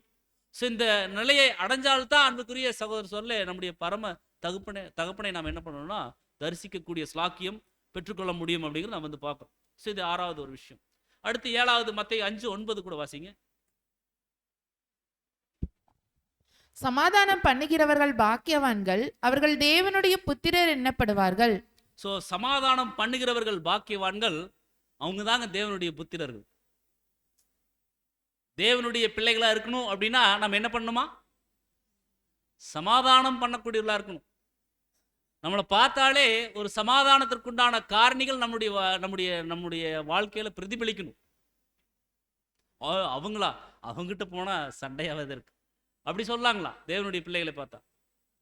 ஸோ நம்மளை பார்த்தாலே சமாதானத்திற்கு ஏதுவான காரணிகள் அங்கே வந்து காண்பிக்கப்படணும். அதான் நம்ம பார்க்குறோம் பாருங்க. ஆவிக்குரிய நீதிமன்றம்ங்கிறது நம்மளுக்கு இந்த ஒரு சபைதான். இதுதான் ஆவிக்குரிய ஒரு நீதிமன்றம். ஸோ தேவனுடைய சபையினுடைய அங்கத்தினர்கள் மத்தியில் வழக்கு அப்படிங்கிறது இருக்கக்கூடாது. வழக்கு அப்படிங்கிறது இருக்கக்கூடாது. இது ஒரு ஆவிக்குரிய ஒரு நீதிமன்றம். இந்த நீதிமன்றத்தில் எந்த ஒரு கேஸுமே பெண்டிங் இருக்கக்கூடாது, வழக்கே இருக்கக்கூடாது. ஏன்னா பாருங்க, தேவனுடைய பிள்ளைகள் எப்படிப்பட்ட ஸ்லாக்கியத்துக்குள்ள வந்திருக்காங்கன்னா சமாதானம் பண்ணக்கூடியவர்களா இருக்கிறாங்க. அற்ப வழக்குகளை நம்ம தீர்க்க முடியலன்னா நம்ம எப்படி பெரிய பெரிய பிரச்சனைகளை நாளைக்கு எப்படி உலகத்தை நம்ம வந்து தீர்க்க முடியும்? ஸோ அதுதான் அங்கே வந்து சொல்றாரு, அந்த வழக்கு அப்படிங்கிறதே இருக்கக்கூடாது நம்முடைய இந்த ஒரு சபைகளுக்குள்ள. ஸோ சமாதானம் பண்ணக்கூடியவர்கள் தான் தேவனுடைய புத்திரர்களாக இருக்கிறாங்க. ஸோ நம்மள சமாதானம் இல்லாமல் இருந்துட்டாலும் பாருங்க, நம்ம மற்றவர்களை சமாதானம் பண்ணுகிறவர்களாக இல்லாமல் இருந்துட்டா நாம் தேவனுடைய புத்திரர்களாக இல்லை அப்படிங்கிறத நம்ம வந்து நிரூபிக்கிறோம். தேவன் நம்மளுக்கு என்ன பண்ணியிருக்காருன்னா தெய்வீக சமாதானம் கொடுத்துருக்காரு அவருடைய வார்த்தைகள் மூலியமாக, ஐக்கியங்கள் மூலியமாக. ஸோ சந்தோஷமான சமாதானமான சத்தியத்தை வச்சுட்டு நாம் சங்கடங்களுக்குள்ள நாம் வந்து போயிடக்கூடாது. பிரியமான சகோதர சோர்ல தேவன் வைத்திருக்கக்கூடியது ஆசீர்வாதமான சத்தியம், சமாதானமான சத்தியம். ஸோ நம்ம வந்து மற்றவர்களுக்கு சமாதானத்தை ஏற்படுத்தி கொடுக்கக்கூடியவர்களாக இருக்கணும். அதான் ரொம்ப முக்கியம். அவங்க தான் தேவனுடைய புத்திரர்களாக இருக்கிறாங்க. ஸோ நாம் சமாதானம் பண்ணக்கூடியவர்களாக மாறணும். ஏன்னா நாம் தேவனுடைய புத்திரர் மட்டுமல்ல, தேவனுடைய ஊழியக்காரராகவும் இருக்கிறோம். அவருடைய ஊழியத்தை நாம் வந்து செய்கிறோம். இது நம்ம என்ன பண்ணணும்னா நம்முடைய சிந்தையில நம்ம வந்து ரீகால் பண்ணிட்டே இருக்கணும். நாம தேவனுடைய புத்திரர்கள், தேவனுடைய ஊழியக்காரர்கள். ஸோ அதனால நாம எப்படி இருக்கணும்னா சமாதானத்தோடு இருக்கணும், மற்றவர்களையும் அந்த சமாதானத்துக்குள்ள இளைப்பாற்றணும். அது நம்மளுக்கு தேவன் கொடுத்திருக்கக்கூடிய மிகப்பெரிய ஒரு ஊழியம் அப்படிங்கிற சிந்தை நம்ம ஒவ்வொருவருக்கும் இருக்கணும். பிரியமான சகோதரர் வாசிக்கலாம் 2 தீமோத்தேயு 2:24. கர்த்தருடைய ஊழியக்காரன் சண்டை பண்ணுகிறவனாய் இராமல் எல்லாரிடத்திலும் சாந்தமுள்ளவனும் போதக சமர்த்தனும் தீமையை சகிக்கிறவனுமாய் இருக்க வேண்டும். ஸோ கர்த்தருடைய ஊழியக்காரர் எப்படி இருக்கணுங்களா? நம்ம ஒவ்வொருவரும் ஊழியக்காரர்கள் தான், ஊழியக்காரிகள் தான். தேவன் அப்படித்தான் நம்மளை வந்து அழைச்சிருக்கிறார். ஸோ கர்த்தருடைய ஊழியக்காரன் சண்டை பண்ணுகிறவனாய் இராமல் எல்லாரிடத்திலும் சாந்தம் உள்ளவனும் போதக சமர்த்தனும் தீமையை சகிக்கணும். இந்த தீமையை சகிக்கிறது ரொம்ப கஷ்டம். சப்ஜெக்ட் கூட சொல்லிடலாம், ரீப்ரிண்ட்லேருந்து அல்லது ஏதோ ஒரு சத்தியங்கள் நம்ம வந்து சொல்லிடலாம். அது யாராக இருந்தாலும் சொல்லிடலாம், சகோதர சகோதரிகள் மத்தியில் வந்து பேசிடலாம். ஆனால் தீமையை சகிக்கிறது ரொம்ப கஷ்டம். ஸோ நமக்கு ஒருத்தங்க தீங்கு செய்வாங்க, நம்மளுக்கு வந்து கஷ்டத்தை ஏற்படுத்துவாங்க. அது எப்படி சகிக்கிறது?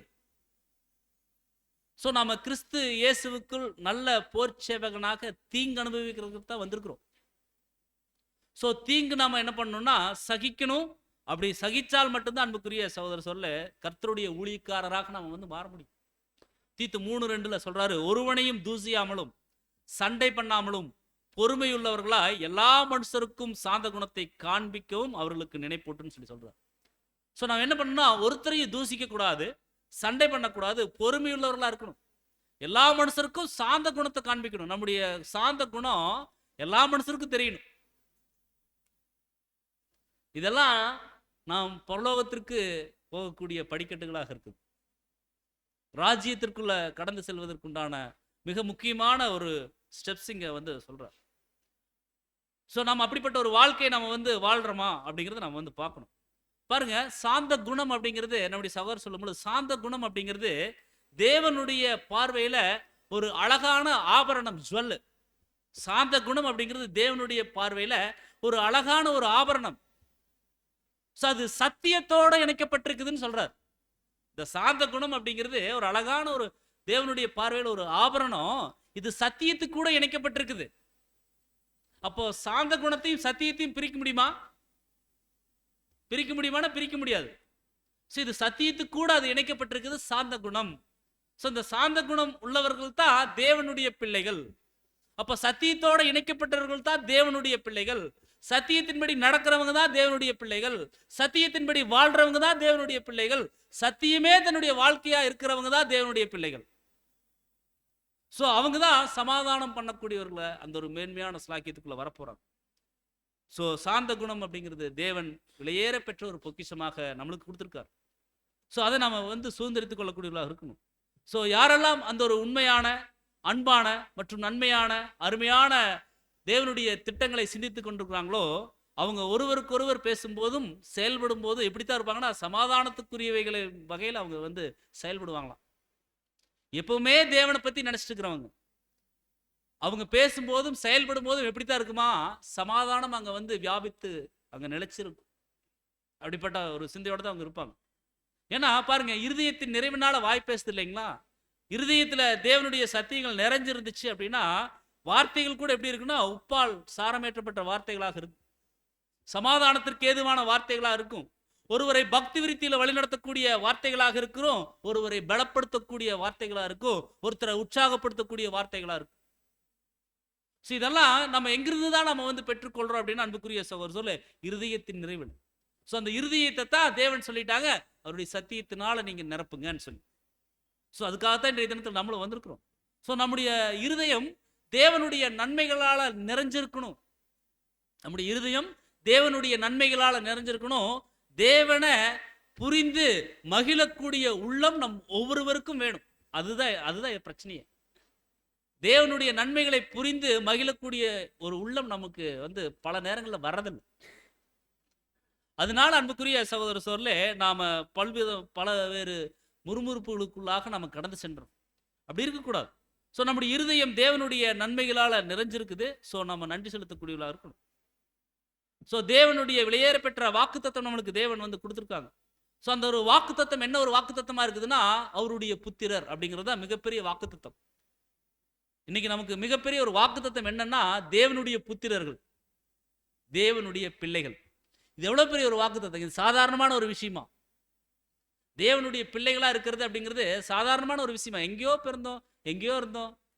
ஆனா பாருங்க, தேவன் அழைச்சு அவருடைய பிள்ளைகளாகும்படி அவரை அப்பா பிதாவே என்று தொழுது கொள்ளும்படிக்கு நம்மளுக்கு ஒரு வாய்ப்பு கொடுத்திருக்கார். நம்ம இஸ்ரேல் ஜனங்களா, இஸ்ரேலுடைய காணியாட்சிக்கு உட்பட்டு இருந்தோமா? அவங்களுக்கு தான் தேவன் கொடுத்தார் ஆராதனைகள் மற்றும் ஒழுங்குமுறைகள் மற்றும் தேவனை துதித்துக் கொள்ளக்கூடிய ஸ்லாக்கியங்கள் எல்லாமே இஸ்ரேல் ஜனங்களுக்கு தான் தேவன் கொடுத்தார். நம்மள காணியாட்சிக்கு புறம்பே தான் இருந்தோம். அந்த லைன்லயே பார்டர்லயே இல்லை, நம்ம தேவனுடைய திட்டத்திலேயே நாம் இல்லை. ஆனா பாருங்க, தேவன் அவருடைய ஒரே பேரான குமாரனை கொடுத்து நமக்கு மிகப்பெரிய ஒரு ஆசீர்வாதத்தை வாக்குத்தத்தத்தை கொடுத்துக்கிறாரு. அந்த வாக்குத்தத்தம் தான் தேவனுடைய புத்திரர்கள். தேவனுடைய புத்திரர்கள் அப்படின்னா அவங்க சமாதானம் பண்ணக்கூடியவர்களாக, சமாதானத்தை கொடுக்கக்கூடியவர்களாக, அவங்களுடைய வாழ்க்கையில சமாதானத்தோடு பயணிக்கக்கூடியவர்களாக இருப்பாங்கன்னு சொல்லி பார்க்கணும். இந்த சமாதானம் எப்படி கிடைக்குன்னா தேவனுடைய ஆவியை பெற்றுக்கொண்டால் மட்டும்தான் கிடைக்கும். அது நம்ம கவனிக்கிறோம்.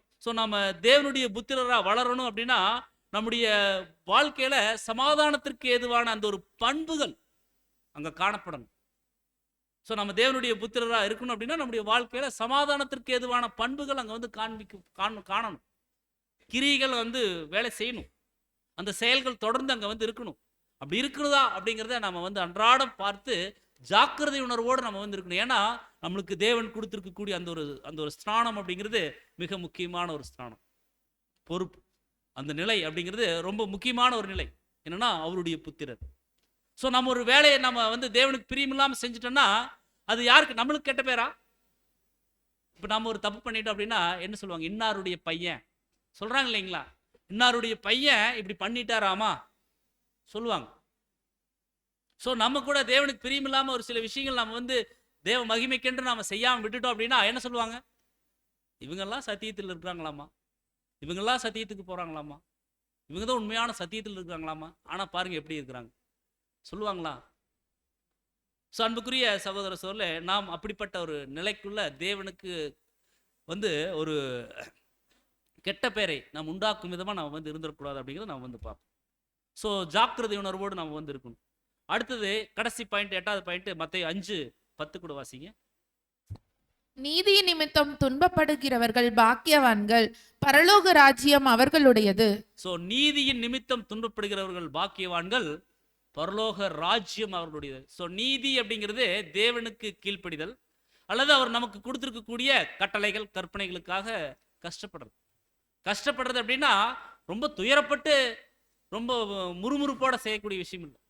அவரோட கூட பாடுகளை சகித்தோமானால் அவரோட கூட ஆளுகையும் செய்வோம். அப்ப நம்ம ஆளுகை செய்யணும் அப்படின்னா ஃபர்ஸ்ட் பாடுகளை சகிக்கணும். தேவன் நமக்கு கொடுக்கக்கூடிய பல்வேறு அனுபவங்கள்ல நாம வந்து பொறுமையோடு நம்ம வந்து என்ன பண்ணணும்னா சகிக்கணும். முறுமுறுப்பு இல்லாமல் நம்ம என்ன பண்ணணும்னா ஏற்றுக்கொள்ளணும். பா நீங்க நடத்துங்கன்னு சொல்லி நம்ம வந்து கேட்கணும். ஸோ நீதி நிமித்தம் துன்பப்படக்கூடியவர்கள் அப்படிப்பட்ட ஒரு சிந்தையோட தான் இருப்பாங்க. ஸோ இவங்க தான் என்ன பண்றாங்கன்னு சொல்லி பார்த்தோம்னா பரலோக ராஜ்யம் அவங்களுடையது.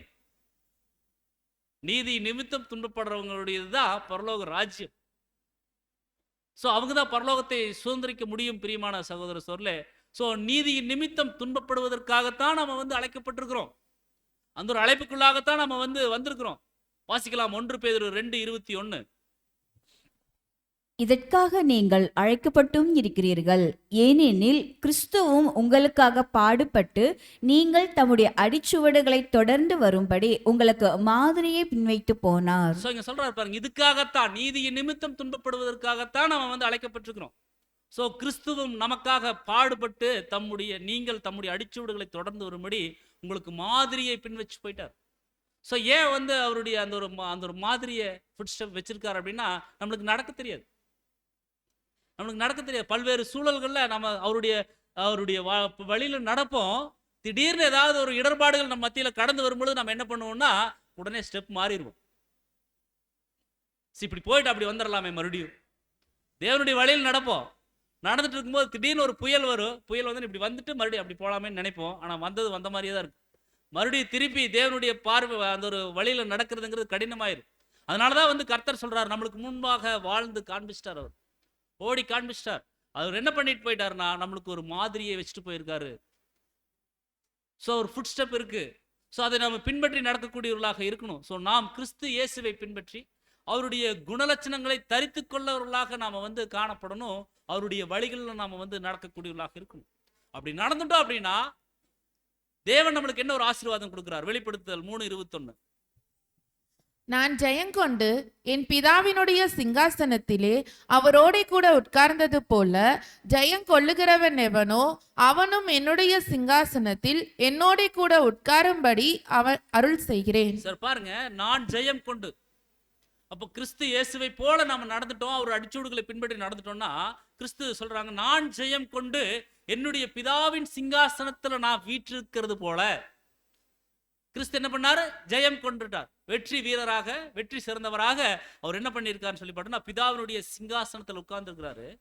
ஸோ ஜெயம் கொள்ளுகிறவர்களுக்கு தான் அவருடைய சிங்காசனத்தில் உட்காரக்கூடிய வாய்ப்பு கொடுப்பார். அப்போ நாம இந்த ஒரு ஓட்டத்தில் ஓடிட்டு இருக்கிறோம். இந்த ஓட்டத்தில் நம்ம வந்து ஓடிட்டு இருக்கிறோம் அப்படின்னா பெற்றுக்கொள்ளத்தக்கவர்களாக நம்ம வந்து ஓடணும். அப்போ இறுதி வரைக்கும், முடிவு பரியந்தம் நாம் நிலைநிற்கக்கூடியவர்களாக இருக்கணும். ஏன்னா கடைசி நேரத்தில் கூட அந்த ஒரு கிரீடம் என்ன ஆகுங்க, இடம் மாறுவதற்கு உண்டான வாய்ப்புகள் இருக்கு. இடம் மாறும், தலையும் மாறும். ஸோ முடிவு பரியந்தம் நிலைநிற்கக்கூடியவர்கள் தான் அந்த ஒரு ராஜ்யத்தை சுதந்திரித்துக் கொள்ள முடியும். பிரியமான சகோதர சொல்ல அதான் கர்த்தர் வந்து சொல்லிட்டாங்க, நான் எப்படி ஓடணும் அது போல நீங்க ஓடி வாங்க, உங்களுக்கு தான் நான் மாதிரியை வச்சுட்டு போயிருக்கிறேன். ஸோ அப்போஸ்தலனாகிய பவுல் கூட சொல்றாங்க, ஆகிலும் எனக்கு லாபமாய் இருந்தவைகள் எவைகளோ அவைகளை நஷ்டம் என்று எண்ணினேன் அப்படின்னு சொல்றார். யாருக்காகனா கிறிஸ்துவுக்காக. அவருக்கு நிறைய லாபங்கள் இருந்துச்சு, ஆனா அதெல்லாம் ஒண்ணுமே இல்லை. இந்த ஒரு தேவன் நமக்கு வைத்திருக்கக்கூடிய இந்த ஒரு அழைப்புல, இந்த அழைப்பை வந்து முன்னிறுத்தி பார்க்கும் பொழுது இந்த உலகத்தினுடைய விஷயங்கள் எதுவுமே இல்லை. அதெல்லாம் தூசு, அது ஒரு குப்பை, அது நஷ்டம். இன்னும் இந்த ஒரு அழைப்புல நான் வந்து இந்த ஒரு உலகத்தினுடைய விஷயங்கள் எடுத்து வச்சுட்டு நான் சுமந்துட்டே தெரிஞ்சுட்டு இருந்தேன் அப்படின்னா நான் நஷ்டம் தான் அடைவேன். இந்த அழைப்புல இன்னும் நான் வந்து நான் நல்லா படிச்சிருக்கிறேன், எனக்கு நல்ல ஞானம் இருக்குது, எனக்கு நல்ல வசதி வாய்ப்புகள் இருக்குது, என்னை எல்லாரும் பிரைஸ் பண்றாங்க, இப்படி எல்லாம் நான் நினைச்சிட்டு இருந்தேன்னா நான் நஷ்டம் தான் அடைவேன். பவுல் அதுதான் சொல்றாங்க. ஸோ அது நஷ்டம் தான். அது மாத்திரமல்ல, என் கர்த்தராகிய கிறிஸ்து இயேசுவை அறிகிற அறிவின் மேன்மைக்காக. ஸோ கிறிஸ்து இயேசுவை குறித்து நம்ம கொஞ்சம் தான் கற்றுக்கொண்டு வந்துட்டு இருக்கிறோம். இன்னும் அது பெரிய கடல். ஸோ அந்த அந்த கிறிஸ்துவை குறித்து அவருடைய விஷயங்களை நாம் கற்றுக்கொள்வதற்கு தேவன் இன்னும் நிறைய வாய்ப்புகள் நம்மளுக்கு வச்சிருக்கார். ஸோ அவர் இயேசுவை அறிகிற அறிவின் மேன்மைக்காக எல்லாவற்றையும் நஷ்டம் என்று எண்ணிக்கொண்டிருக்கிறேன் அப்படி நாம் என்றங்களா? இந்த அழைப்புல இன்னும் நாம் என்ன பண்ணிருக்கூடாதுன்னா, உலகத்தினுடைய விஷயங்களை, நம்முடைய மாம்சத்தை திருப்திப்படுத்தக்கூடிய விஷயங்களை நாம் வச்சுட்டு ஓடக்கூடாது. உலக சிநேகம் தேவனுக்கு விரோதமான பகை என்று நீங்கள் அறியீர்களா? ஸோ உலகமும் உலகத்தினுடைய விஷயங்களும் அது அழிஞ்சு போயிடும். அது நித்தியத்திற்கு நம்மளை வழி நடத்தாது. நாம் தேவனுடைய கிருபைகளின்படி நாம் வந்திருக்கிறோம் அப்படின்னா, அவர் கிருபைகளை பெற்றுக்கொள்ளக்கூடிய உண்மையுள்ள தேவனுடைய புத்திரர்களாக நாம் வந்து இருக்கணும். பிரியமான சகோதரர் சொல்ல, ஸோ நன்றி உணர்வோடு நாம் தேவனுக்கு ஒவ்வொரு நாளிலும் சங்கீதக்காரன் சொல்றது போல ரட்சிப்பின் பாத்திரத்தை எடுத்துக்கொண்டு அவருக்கு பின்னால போகணும். ஸோ நாம் தேவனுக்காக, கிறிஸ்துவுக்காக, சத்தியத்திற்காக, சகோதர சகோதரிகளுக்காக எல்லாவற்றையும் நாம் என்ன பண்ணணும்னா சகிக்கணும். எல்லாவற்றையும் நஷ்டம் குப்பையுமா நாம் எண்ணணும். ஸோ அப்படி ஓடும் பொழுதுதான் தேவன் நம்மளுக்கு மிகப்பெரியதான ஒரு ஆசீர்வாதத்தையும் அவருடைய பெரிதான கிருபைகளையும் வந்து கொடுப்பாரு. ஸோ அந்த கிரீடத்தை நாம் பெற்றுக்கொள்ளக்கூடிய ஒரு பரம ஸ்லாக்கியத்திற்கு நாம் வந்து கடந்து செல்ல முடியும். ஸோ மீண்டும் நம்ம வந்து கவனிக்கும் பொழுது, முதலே நம்ம சொன்னது போல தேவனுடைய ஆசீர்வாதங்களை நாம் வந்து எண்ணி பார்க்கணும். ஏன்னா தேவனுடைய ஆசீர்வாதத்தின் நீரூற்றிலிருந்து நாம் ஒருபோதும் பிரிந்து சென்றக்கூடாது. அது நம்மளுக்கு பலனை தராது, அது நம்மளுக்கு பெனிஃபிட் இல்லை அப்படிங்கிறத நம்ம வந்து பார்க்குறோம். ஸோ அவருடைய ஆசீர்வாதங்களை நம்ம எண்ணி பார்க்கலாம். அதை ஒவ்வொன்றா நம்ம வந்து லிஸ்ட் போடலாம். அடுத்தது நம்முடைய ஆசீர்வாதங்களை எண்ணும்படி தேவன் என்ன செஞ்சிருக்கிறார், நம்முடைய வாழ்க்கையில எப்படிப்பட்ட கிருபைகளை கொடுத்துருக்கிறாருங்கிறத நினைச்சு பார்த்து நன்றியுள்ள இருதயத்தோடு நாம் இருந்தால் மட்டும்தான் அன்புக்குரிய சகோதர சகோதரிகளே நாம் தேவனுடைய ஆசீர்வாதங்களில் தொடர்ந்து நிலைத்திருக்க முடியும். ஏன்னா கர்த்தர் என்ன பண்ணிட்டார்னு சொல்லி பார்த்தோன்னா, அவர் மலையின் மீது ஏறி இப்படிப்பட்ட அந்த ஒரு வார்த்தைகளை சொல்றார். ஸோ பாடத்தின் தலைப்பை நம்ம வந்து பார்த்தோம், பேரின்பங்கள். ஏன் பேரின்பங்கள் சொல்லி இந்த பாடத்திற்கு ஒரு பேர் அப்படின்னா, த மவுண்ட் ஆஃப் பியூட்டிடியூட்ஸ்.